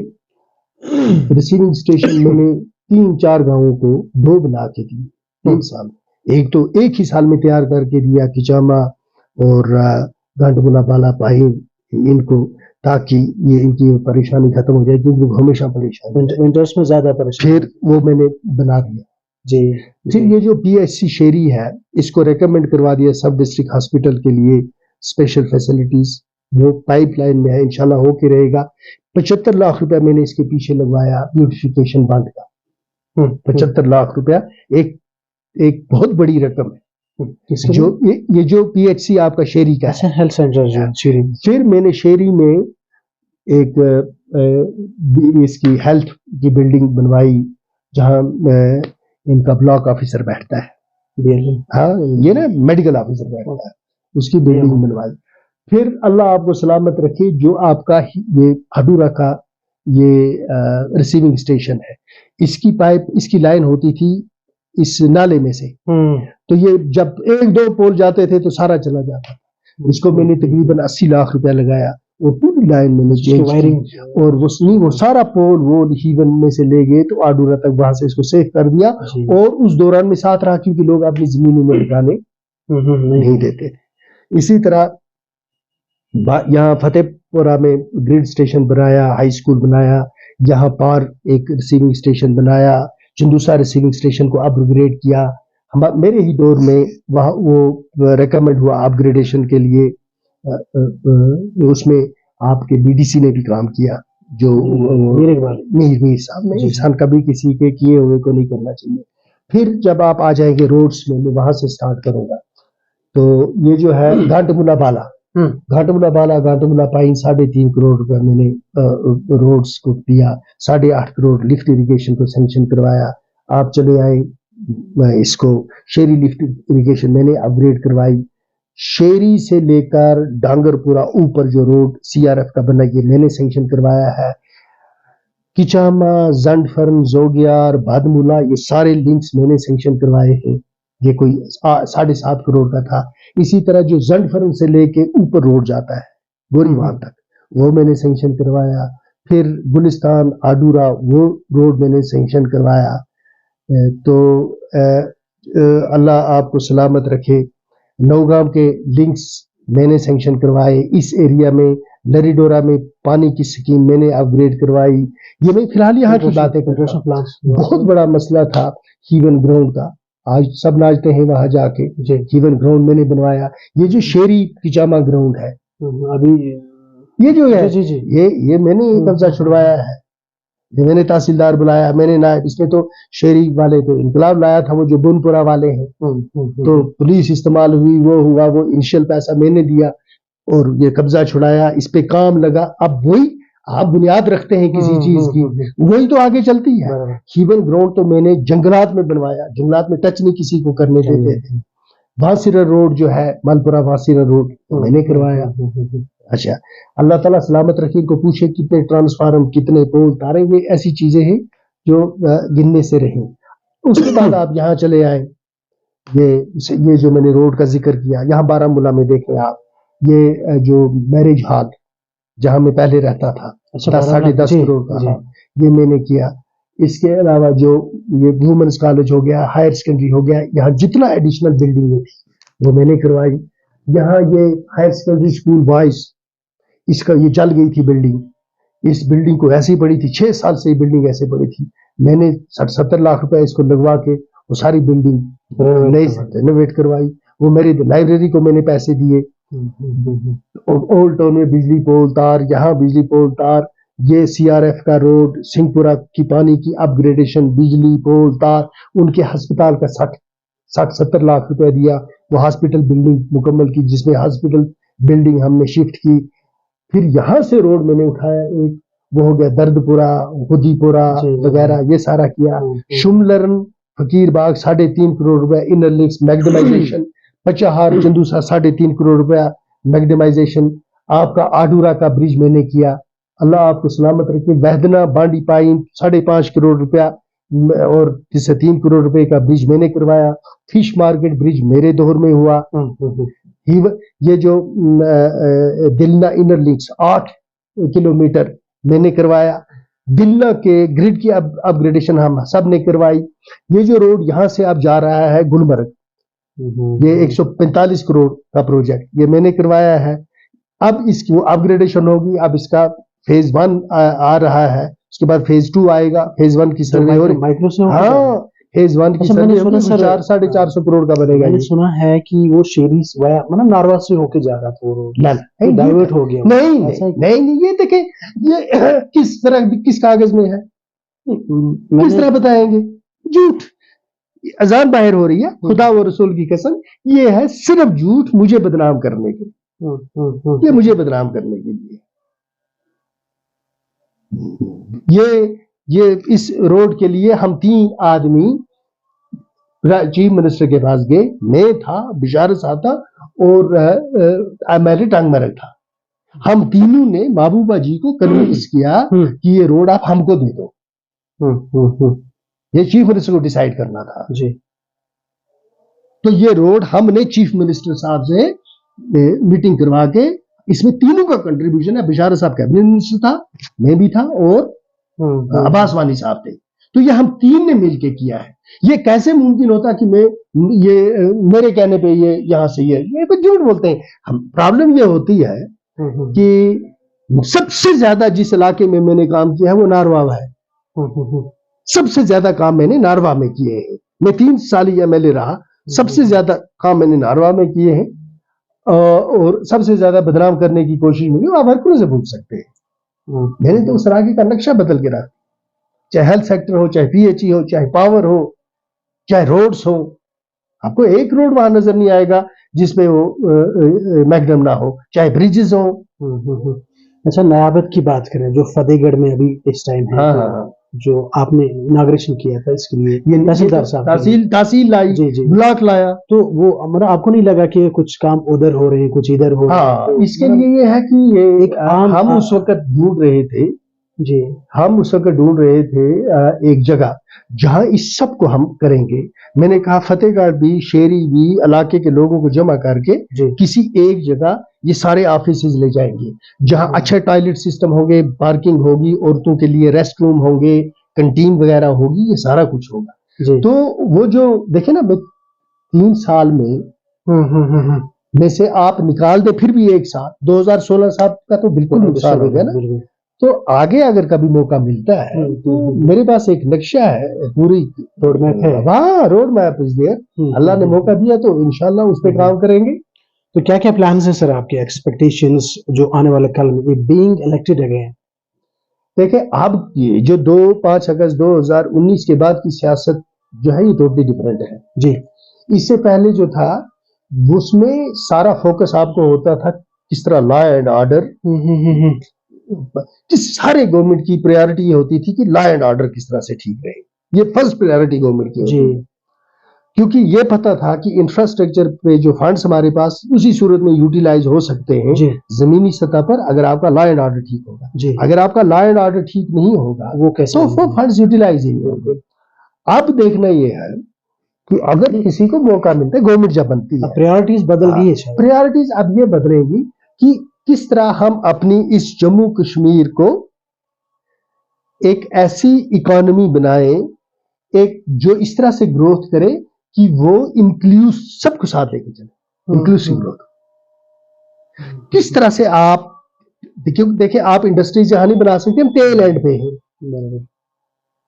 आप किस तरह का इको टूरिज्म डेवलप करेंगे, इको इंडस्ट्रीज करेंगे, आपकी जो हॉर्टिकल्चर है ये किस तरह की हो, आप में क्या पोटेंशियल है मेडिसिनल प्लांट्स का, किस तरह से आप एक्सप्लोर विलेजेस के प्रोग्राम स्टार्ट करेंगे ताकि आप इनवाइट करें बाहर की यूनिवर्सिटीज को कि हमारे गांव है इसको आके एक्सप्लोर करें, इस पर हम आपको इंसेंटिव्स देंगे। वो आएंगे, उस गांव में रहेंगे, पैसा खर्च होगा, गांव को एक्सप्लोर करेंगे, वहां के कल्चर को।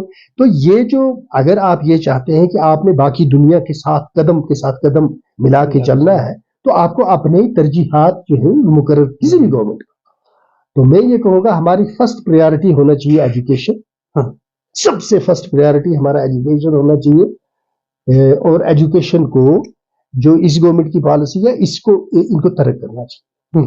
ये नहीं है कि आप अपने सेक्टर को अपना सेक्टर कहें और प्राइवेट सेक्टर जो है इसको ऑन ना करें, इनको इकट्ठे लेके चलें। यहाँ इनकी ये कोशिश है कि प्राइवेट सेक्टर खत्म हो जाए और ये जो गवर्नमेंट सेक्टर ये कभी मुमकिन नहीं है, इसका इज्तिमाई नुकसान कौम को होगा।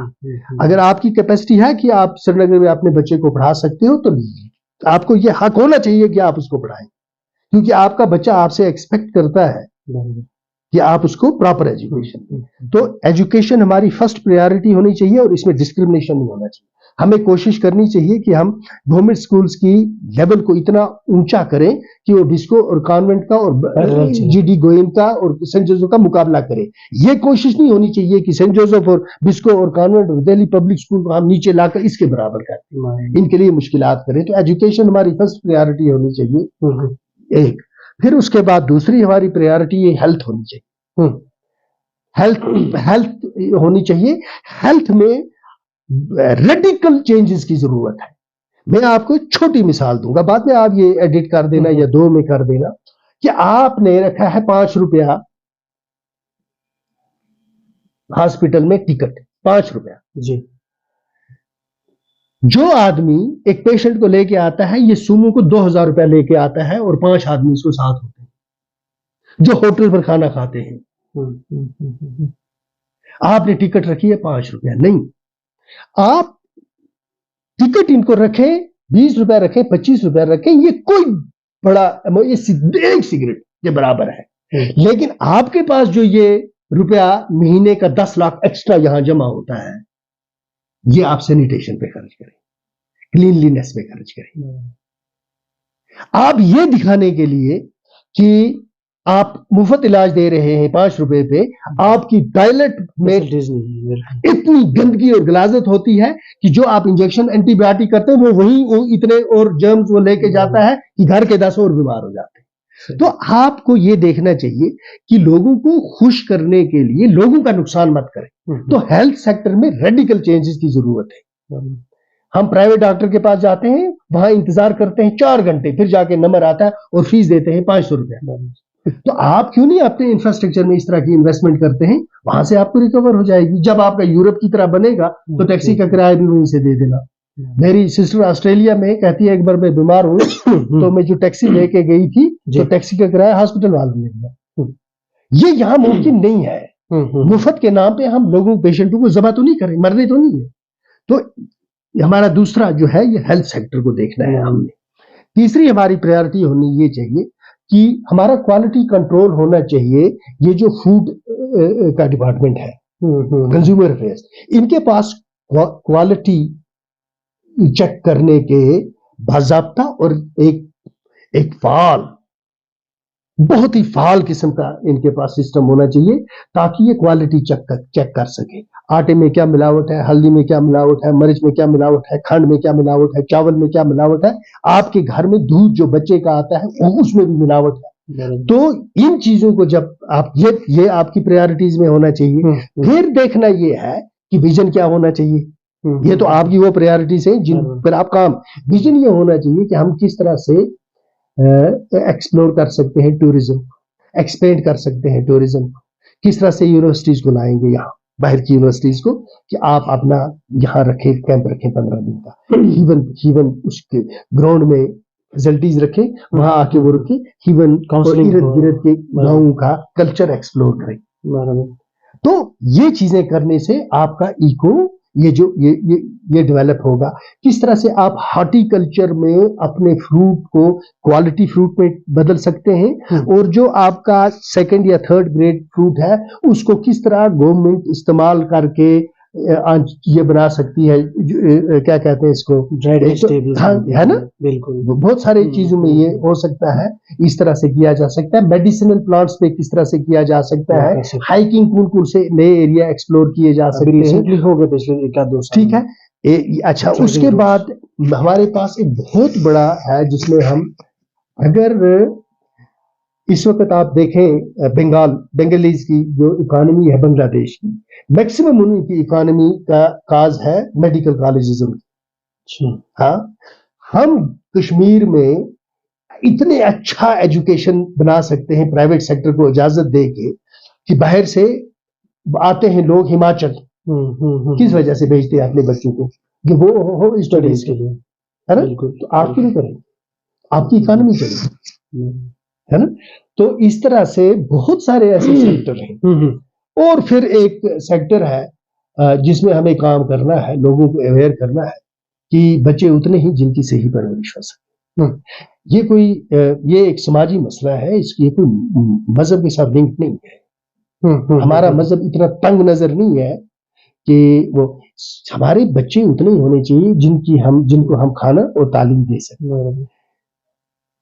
आज के वक्त में ये क्वालिटी सोशल सेक्टर में हमने बहुत मेहनत करनी है, बहुत मेहनत करनी है। ड्रग्स से किस तरह बच्चों को बचाएं, तालीम पर तो बहरहाल अगर मौका मिलता है और हमारा समाज ये फैसला कर, मस्जिद का इमाम और सोशल वर्कर और हमारे इंटेलेक्चुअल्स और राइटर्स की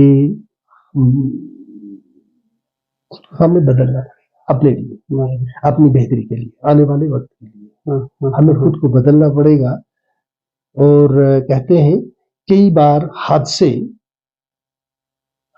बड़े जरूरी होते हैं। कहते हैं एक्सीडेंट्स ईदर मेक यू और they make you like Japanese made themselves, बिल्कुल, दे मेक यू आफ्टर मतलब पार्टीशन, जिस तरह हिंदुस्तान ने खुद को पार्टीशन बिल्कुल कर लिया, या वो ब्रेक कर देते हैं जिस तरह पाकिस्तान ब्रेक हो गया। अल्लाह की कसम, अल्लाह को हाजिर नाजिर रख के मैं ये कहता हूँ, मेरी कोई नफरत नहीं है पाकिस्तान के खिलाफ। क्यों भाई है, ये मेरा मुल्क है, वो तो हमारे भाई हैं। हम इंसानी रिश्ता भी है, इखलाकी रिश्ता भी है, जियोग्राफी रिश्ता भी है, इसी मुल्क का एक हिस्सा रहे हैं। तो मैं ये कहता हूं कि हमें हादसों से सीखना चाहिए और हादसे हमें बनाने चाहिए। अगर एक बार कोई बच्चा साइकिल से गिरे तो इंश्योर करें उसको पता चले मैंने क्या गलती की। ये ना कहें कि गुबरा ये आपने कुछ नहीं किया, ये होता रहता है तो दांत वांत तोड़वा दो, नहीं। तो ये जो 5 अगस्त का हादसा है, इसको ज्यादती कहें, इसको हादसा कहें, इसको उनकी ज्यादती कहें, इसको गलती कहें, जो नाम भी इसको देंगे, इसके बाद हमें सोचना ये चाहिए कि ये हमारी ये कौम जो है किस तरह से एक यकजा होकर इकट्ठे चल के एक ऐसी इज्जत और विकार के मुकाम पर اپنے اس Progress آنے میں والی پہنچ نسل جائیں۔ کو رکھیں جہاں وہ پروٹیکٹڈ بھی ہوں، پروگریس کی طرف جائیں، پروگریسو بھی ہوں، ہوں۔ ٹالرنٹ بھی ہوں، اکوموڈیٹو بھی ہوں، ڈفرینٹ کلچرز کو، ڈفرینٹ ریلیجنز کو اختلافات کی باوجودگی کے باوجود ایک خوبصورت زندگی بسر کرنے کے خواہش مند ہوں۔ اس دنیا میں جب وہ اس طرح کی زندگی کی خواہش رکھیں گے، پاک صاف آنےسٹ زندگی، اور میں نے آلریڈی ریفرنس دی ہے کہ کس کا نام ہمیشہ تاریخ میں زندہ رہے گا، ان کے نقش قدم پر چلیں گے تو آپ دیکھیں گے ایک وقت ہوگا یہ روشنی ہر جگہ پہنچے گی، اور ہر جگہ سے مراد ہے ہر جگہ، یہ خود پہنچے گی، آپ صرف اس کو موقع دیں۔ جو پیغام ہے آپ سمجھ گئے نا، جی جی، جو سچائی کا پیغام ہے یہ ایک ایسا نور ہے جو ہر تاریک کونے تک پہنچے گا۔ شرط یہ ہے کہ پہنچانے والا ویسا تو نہیں ہو سکتا، لیکن پہنچانے والا کم سے کم ان کے راستے پہ چلنے کی کوشش کرتا۔ اگر وہ پرافٹ محمد کے راستے پہ چلنے کی کوشش کرے گا تو اس میسج کو صرف پیس کی ضرورت ہے، کنفلکٹ کی ضرورت نہیں ہے۔ کنفلکٹ اس کو ریسٹرین کرے گا، پیس اس کو پروموٹ کرے گا، اور اللہ کے فضل سے میسج ہر جگہ پہنچے اور نظام خود بدلتا ہے۔ تو اقبال نے کہا ہے جدا ہو دین سیاست سے تو رہ جاتی ہے تو رہ جاتی ہے چنگیزی۔ اور مسلمانوں نے یہ کہا کہ ہم نے کوشش کرنی ہے کہ ساری دنیا میں ہم نے ایک ایسا نظام لانا ہے جو مومنوں کے ہاتھ میں، اگر ایسا نہیں ہوگا تو پھر جو حکمران ہوں گے وہ چنگیز ہوں گے۔ میں یہ کہتا ہوں کہ ہمیں کوشش یہ کرنی چاہیے کہ جہاں جہاں چنگیز ہے اس کو مومن بنا دیں، زیادہ آسان ہے۔ مومنوں کے ہاتھ میں حکومت دینے سے آسان ہے کہ چنگیز خان کو مسلمان بنا دیں، وہ ایک فرد کو آپ نے بنانا ہے۔ اس طرح تو آپ نے ووٹر بھی مومن بنانا ہے، سپورٹر بھی مومن بنانا ہے، بیلٹ باکس والا بھی مومن بنانا ہے، ڈی سی بھی مومن بنانا ہے۔ تو اس مومن بنانے کے چکر میں یہ سارے وہاں بعد میں حکومت بنائے تو ایک بھی ہاتھ نہیں آئے گا۔ چنگیز خان کو ہی اسلام قبول کروا لو، دین سمجھا دو، اگر وہ مومن بن گیا تو ساری چیزیں ٹرکل ڈاؤن ہو جائیں گی خود ہی۔ تو یہ فرق ہے سوچنے اور سوچنے کہ اقبال کی اس بات کو ہم کس طرح سے سمجھتے ہیں۔ جدا ہو دین سیاست سے تو رہ جاتی ہے چنگیزی، تو چنگیز کو ہی دین سکھا دیں گے تو اللہ خیر سلا، اور وہ سیکھ سکتا ہے۔ شرط یہ ہے کہ اس کو دین کی وہ تصویر آپ دکھائی جو پرافٹ محمد صلی اللہ علیہ وسلم چھوڑ کے گئے تھے، وہ نہیں جو آپ اور میں بنا رہے ہیں۔ میری اور آپ کی بنائی ہوئی تصویر وہ تصویر نہیں ہے۔ لوگ ہمارے کریکٹر سے دیکھتے ہیں کہ خود اپنی بیوی بیٹی میک اپ کر کے نکلتی ہے، بیٹا سگریٹ پھونکتا ہے، سینما بھی جاتا ہے، بےہودہ حرکتیں بھی کرتا ہے، تو میں دوسرے کو کہتا ہوں کہ میرے نظام کو۔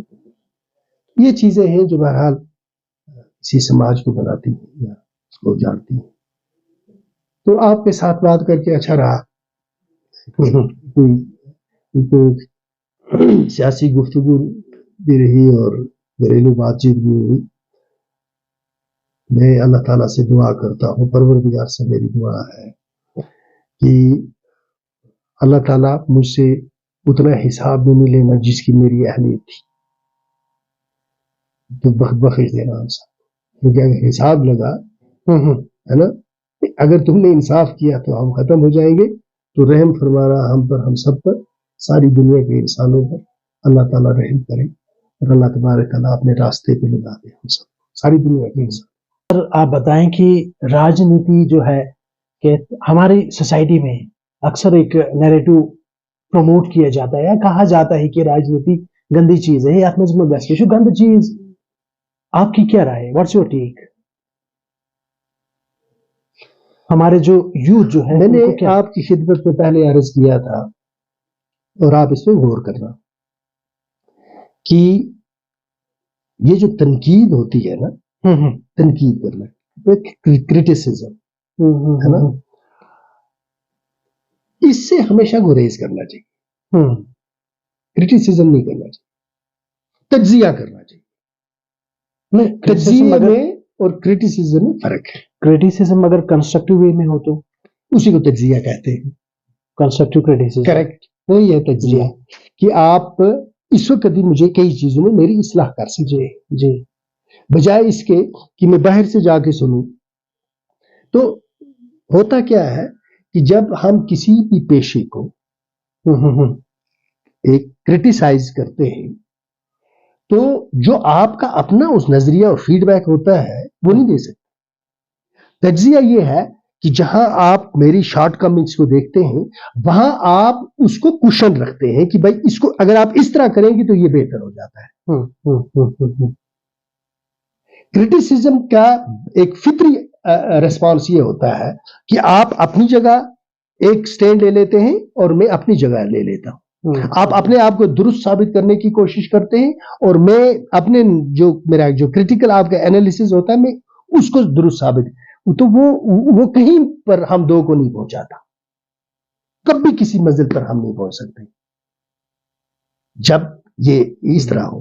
اب آپ نے کہا کہ یہ جو لوگ کہتے ہیں کہ سیاست ایک گندی چیز ہے نا جی.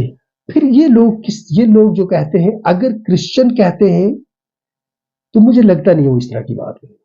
مجھے لگتا کہ کسی نے کہہ دیا ہوگا، کچھ کہہ دیا ہوگا ایک سرکاسٹک طریقے سے ہے، لیکن پولیٹکس وہاں آپ کی زندگی کا جس طرح باقی ساری چیزیں اس طرح پولیٹکس کو بھی ایک آپ نے سپیس دی ہے.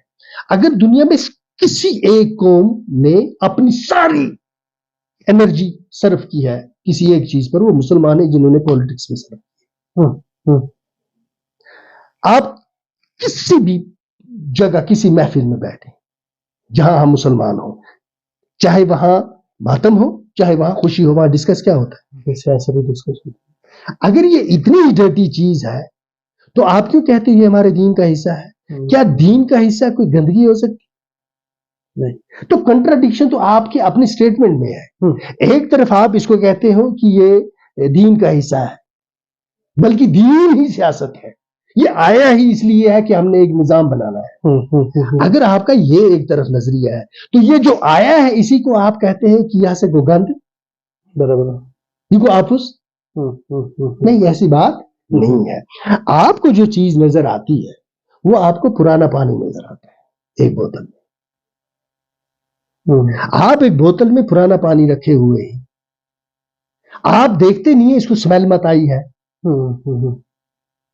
اس کی سٹیگنیشن ہو گئی ہے. بھائی اس کو پازن یہ کریول یہ سے پازن یہ فطری ایک عمل ہے کہ آپ نے اس کو گندگی اس میں سے نکالنی ہے، یہ صاف کرنا ہے تاکہ نئے چشمے پھوٹے. اس میں آپ نئے چشمے پھوٹنے نہیں دیتے ہیں. جو پرانے ہیں بشس بلاک پریزیڈنٹ بلاک پریزیڈنٹ مر ایمان کو مجھے خطرہ ہے اگر میں نے نیشنل کانفرنس کے خلاف بات کی. P D P block president اگر میں نے پی ڈی پی کے خلاف بات کی میرا ایمان جائے گا.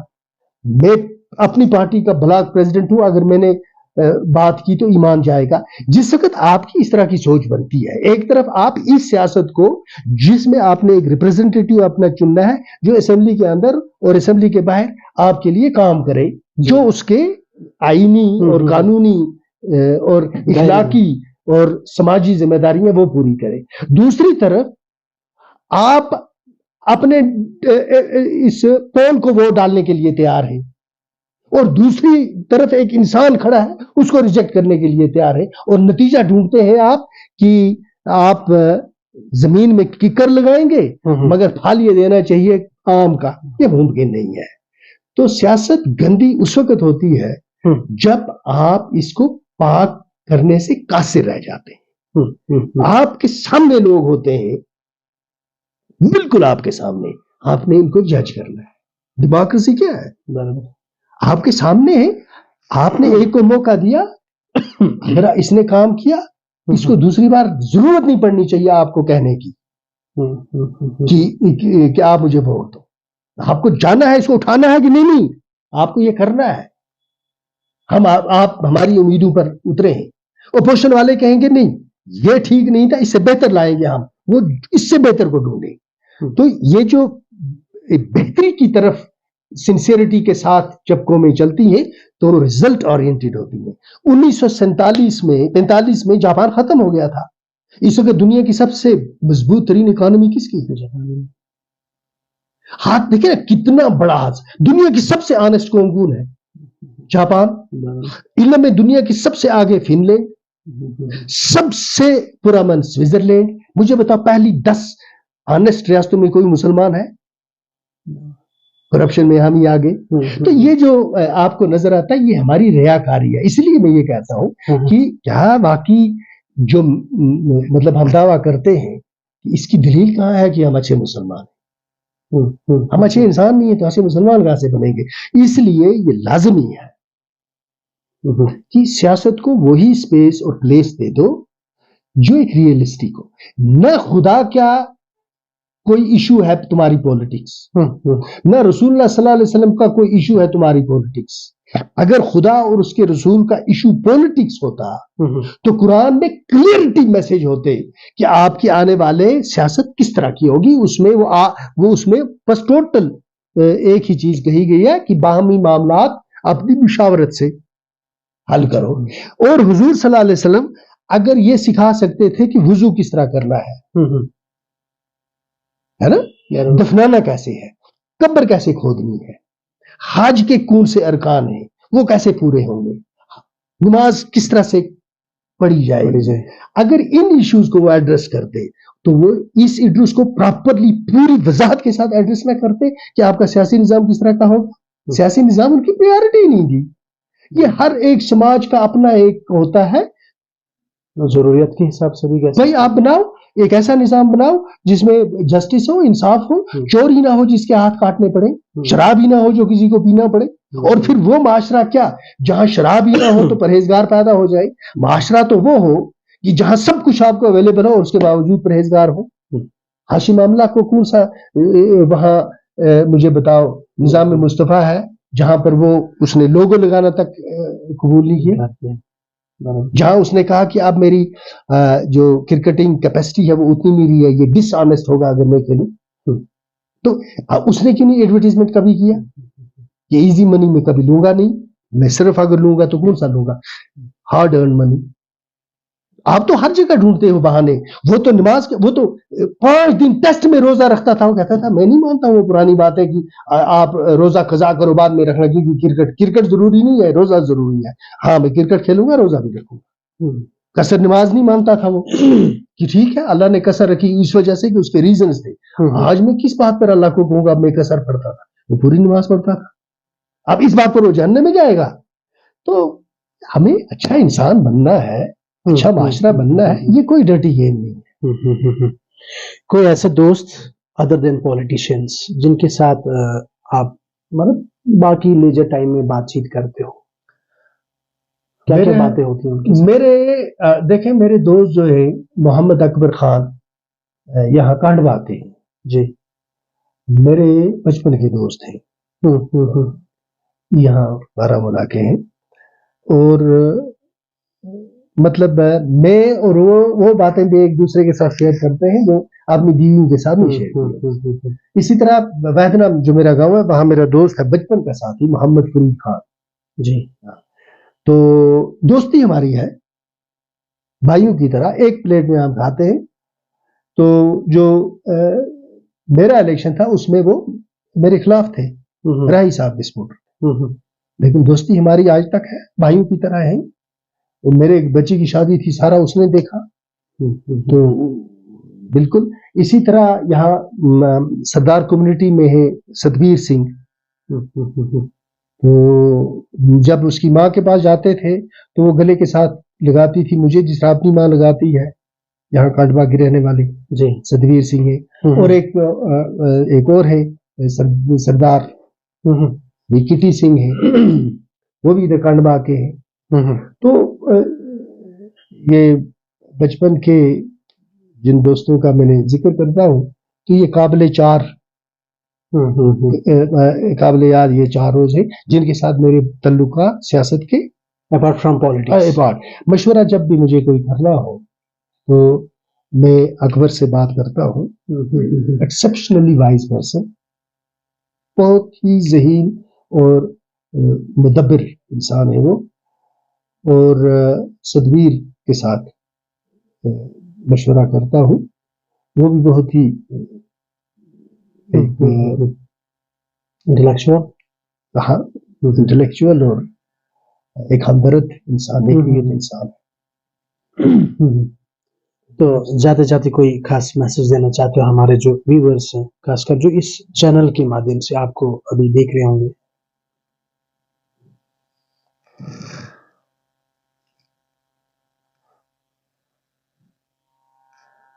جو تو سمجھے تو آزادی ہے پوشیدہ محبت میں،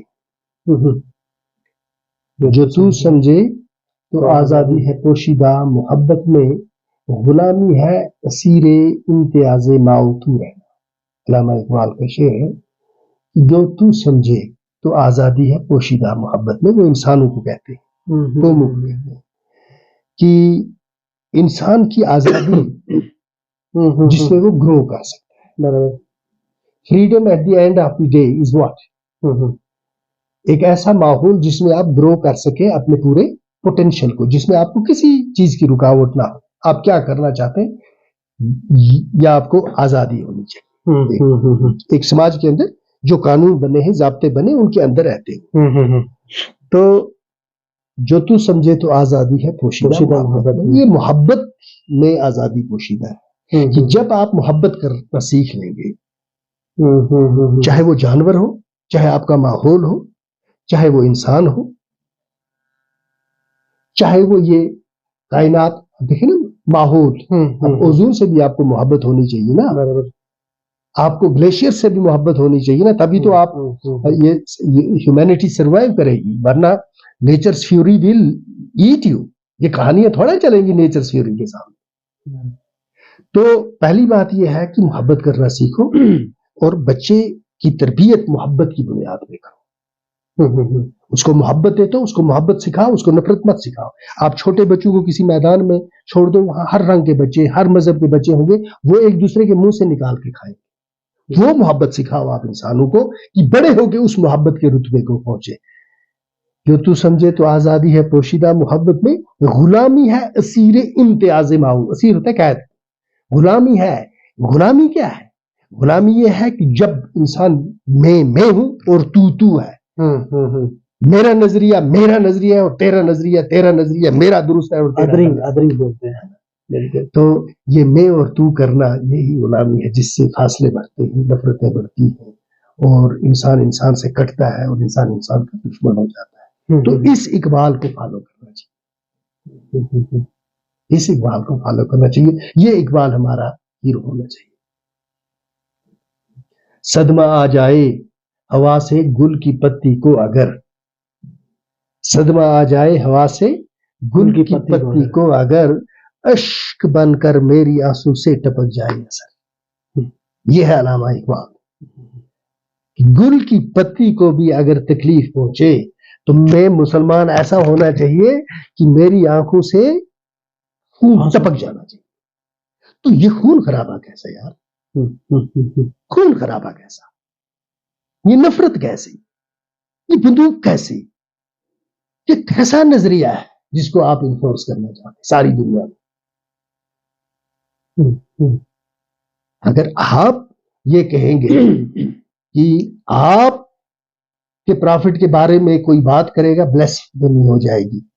آپ جب کسی کے بارے میں بات کرتے ہیں تو اگر وہ بھی یہی قانون بنا دے امریکہ میں کہ جو حضرت عیسیٰ کو اللہ کا بیٹا نہیں مانے گا، اس کے خلاف ہم بلیسفیمی لا کے تحت کاروائی کریں گے اور واجب القتل ہوگا۔ What will happen to Muslims living in USA؟ اگر ہندوستان کل یہ قانون بنا دیتا ہے کہ یہاں جو بھی بت پرستی کے خلاف بولے گا، بلیسفیمی لاز اس پر لاگو ہوگا۔ What will happen to Muslims in India؟ Therefore آپ مسلمان ہیں، فوکس کریں اپنے اسلام پر۔ آپ کو کسی نے ٹھیکیدار نہیں بنایا ہے اس چیز کا کہ دوسرے کیا کرتے ہیں۔ جس دن آپ ڈاکٹر بنیں گے، مریض آپ کے پاس آئے گا، شرط یہ ہے آپ ڈاکٹر بنیں۔ آپ ڈاکٹر نہیں ہیں تو آپ کے دروازے میں کوئی ڈاکٹر تو بنے نا یار، پرویز صاحب بن جاؤ پہلے۔ برابر پرویز صاحب بنو گے تو کئی لوگ آپ کے پاس آئے۔ کہ حضرت دعا کریں، جس دن اس طرح کی امت ہوگی سب کھڑے۔ یہ فطری عمل ہوتا ہے. میں نے 6 بار نام لیا ان کا. وہ مجھے ووٹ ڈالنے والے آدمی ہیں، لیکن سپنے میں بھی جب مجھے کبھی یہ ان کی شکل سامنے آتی ہے تو میں بیٹھ جاتا ہوں. میں اللہ کو حاضر ناظر یا لطیف صاحب تھے یا آپ کے گاؤں کے رزاق صاحب تھے. تو محبت، وہ رزاق صاحب محبت، وہ ایک مینار تھے محبت کا. تو بس یار میں اگر اپنا کوئی پیغام دوں تو میری کون سی کیپیسٹی ہے پیغام. لہٰذا یہی ہے کہ اب بس اب تیاری ہے انسان اپنی زندگی کے آخری فیز میں ہونے. I'll be 59. یہ جو ہے 14 نومبر کو میں 14 نومبر 14 نومبر کو ہو جاؤں گا. اس کے بعد جو دن ہے یہ بونس ہے. تو بس جانا ہے ساتھ. کچھ نہیں نکلتا 20 سالوں. مجھے یاد پڑتا ہے 1990 میں میری شادی ہوئی، پتہ ہی نہیں چلا. تو لاسٹ ایئر میری بیٹی کی شادی. جب ان 30 سالوں کو کچھ نہیں نکلا تو آئندہ پتہ نہیں کتنا ہے اس کو کیا نکلے گا. تو یہی ہے جو یار دوست ہیں، کسی کے ساتھ کبھی انسان کو زیادتی ہو جاتی ہے، غصہ کر جاتا ہے، فرق ٹوٹ ہوتا ہے، انسان کی اپنی کمزوریاں ہوتی ہیں. تو اللہ تعالیٰ موقع دے اسے انسان درگزر کروا لے. دیکھیں گے آگے اللہ نے کیا رکھا ہوگا، مقدر میں کیا ہوگا. تو میں آپ کا مشکور ہوں اور آپ کے دعا گو ہوں کہ پروردگار کرے آپ کے ذریعے سے جو کام ہے وہ سب کے لیے ہندو، مسلمان، سکھ، عیسائی سب کے لیے خیر کا باعث بنے. خیر کا باعث بنے. آپ ایک ایسے امتی ہونے چاہیے جس پہ حضور صلی اللہ علیہ وسلم کو قیامت کے دن یہ فخر ہو کہ اس کی وجہ سے باقی امتوں میں میری عزت بڑھی ہے. ہماری کوشش یہی ہونی چاہیے. جے پترے کی طرح جس نے کراچی میں ایک انگریز کا پرس واپس کر دیا جیب کاٹ کے، تو اس کو پکڑا بعد میں اس نے، جس نے وہ بھیجا تھا نا جیب کاٹنے، جو باز تھا کہ تم نے اس میں ڈالر تھے تم نے کیوں واپس کیے.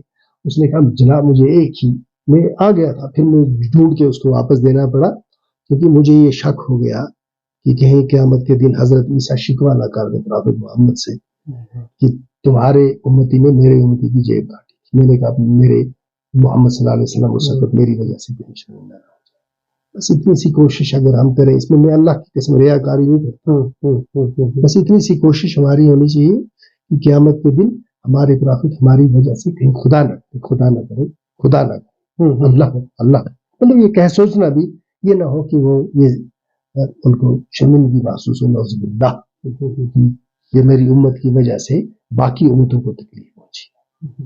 ایسا نہیں ہونا چاہیے. یہ میرا نظریہ ہے. اللہ فیصلہ کرے گا یہ درست ہے. اس کے لیے مجھے کسی کی سرٹیفکیٹ کی ضرورت نہیں ہے کیونکہ میں خود قرآن شریف کا مطالعہ کرتا ہوں، خود مطالعہ، اور مجھے اس میں صرف خیر نظر آتی ہے. باقی جو کچھ نظر آتا ہے وہ ایک خاص پس منظر ہے جس میں وہ بات کی گئی ہے. وہ خاص پس منظر ہے. اس میں اگر کبھی موقع ملا آپ کے ساتھ سیلن بات کروں گا کہ میں سورہ توبہ کو کس طرح سمجھتا ہوں، میں عورتوں کے بارے میں جو آیات ہیں ان کو کس پس منظر میں کیا سمجھتا ہوں، کیا انٹرپریٹیشن ہے. جو لونڈی کے بارے میں ہے وہ کیا تھا، کیوں ہے، اس کو سمجھتا ہوں. جہاد جو ہے، جہاد کیا ہے، کس جہاد کی بات سٹریس کے ساتھ کہی گئی، کس طرح حضور صلی اللہ علیہ وسلم نے کہا کہ to restrain evil with evil is evil, to restrain evil with evil is evil, to restrain evil with good is good. یہ صلی اللہ علیہ وسلم پرافٹ محمد صلی اللہ علیہ وسلم. تو اس سب پہ میرا اپنا ایک سوچ ہے، ایک نظریہ ہے کھلے دماغ کے ساتھ، اور مجھے کسی کی رہنمائی کی ضرورت ہوگی تو میں پوچھ لوں گا. جس دن میرے ذہن میں یہ آئے گا کہ میں نے اللہ رحم کرے کسی کو مارنا ہے، میں پوچھوں گا 10 بار کہ کیا یہ عمل جائز ہے. جو میں اس سے نکالتا ہوں، میں تو یہ کہتا ہوں مجھے تو یہ سکھایا گیا ہے کہ مجھے تو ہاتھ رکھنے ہیں जमीन पर कि इन हाथों पर से कोई चले, किसी को तकलीफ ना पहुंचे। ये है मुसलमान को हाथ में कोयले पकड़ने, ताकि हाथ भी ना जले, कोयला भी ना बुझे और मैं अपनी मंजिल को पहुंचूं। ये मुझे कुरान सिखाता है, मेरा कुरान मुझे यही सिखाता है। मुझे नहीं ये सिखाता कि किसी को हार्म करो, अपने आइडियाज, अपने नजरियात मुसल्लत करने की। पर्सपेक्टिव एक है, एक स्टेट बन रही है, उस स्टेट के दिफा की बात हो रही है, जंग मुसल्लत की जा रही है, और अगर जंग किसी के खिलाफ भी हो तो उसको हक बनता है अपना दिफा करने का। तो ये सारी चीजें जो हैं, इन चीजों पे गौर करना चाहिए कि क्या कभी उन्होंने ये कहा कि आपको ऑफेंसिव हो जाना है। ये तो बाद में लोगों ने इंटरप्रिटेशन, इस तरह मुमकिन है। ये अल्लाह ताला खुद कुरान शरीफ में ये कहे कि मैंने ये सारे इसलिए बनाए ये अकीदे ताकि द डे ऑफ जजमेंट में डिसाइड करूं तुम में से सबसे ज्यादा बेहतर अमल किसका था। अगर मैं चाहता तो मैं सबको एक जैसा बनाता। जब ये कह दिया तो फाइनलिटी क्या हो, रिजल्ट निकला कि ये सारे तबके, सारे फिरके मौजूद रहेंगे, है ना। और डे ऑफ जजमेंट पे अल्लाह ताला कहते मैं तुम्हें तुम्हारे अमल के हिसाब से ट्रीट करूंगा, तुम सबका फैसला मैं करूंगा। जहां तुम्हारे दरमियान इख्तिलाफात हो तुम मेरी तरफ रुजू कर दो, मुझ पे छोड़ दो। लेकिन समाज में ऑर्डर मेंटेन करो, ऑर्डर मेंटेन करो, ऑर्डर मेंटेन करो, ऑर्डर मेंटेन करो। ये मजाक नहीं है ये कहना। बदअमनी मत करो समाज में। सर बहुत बहुत शुक्रिया सर आपका, अल्लाह ताला आपको सलामत रखे। अब इसको नाज़रीन आपका भी शुक्रिया, आपने अपना कीमती वक्त निकाल के हमारी ये बातचीत सुनी। अस्सलाम वालेकुम।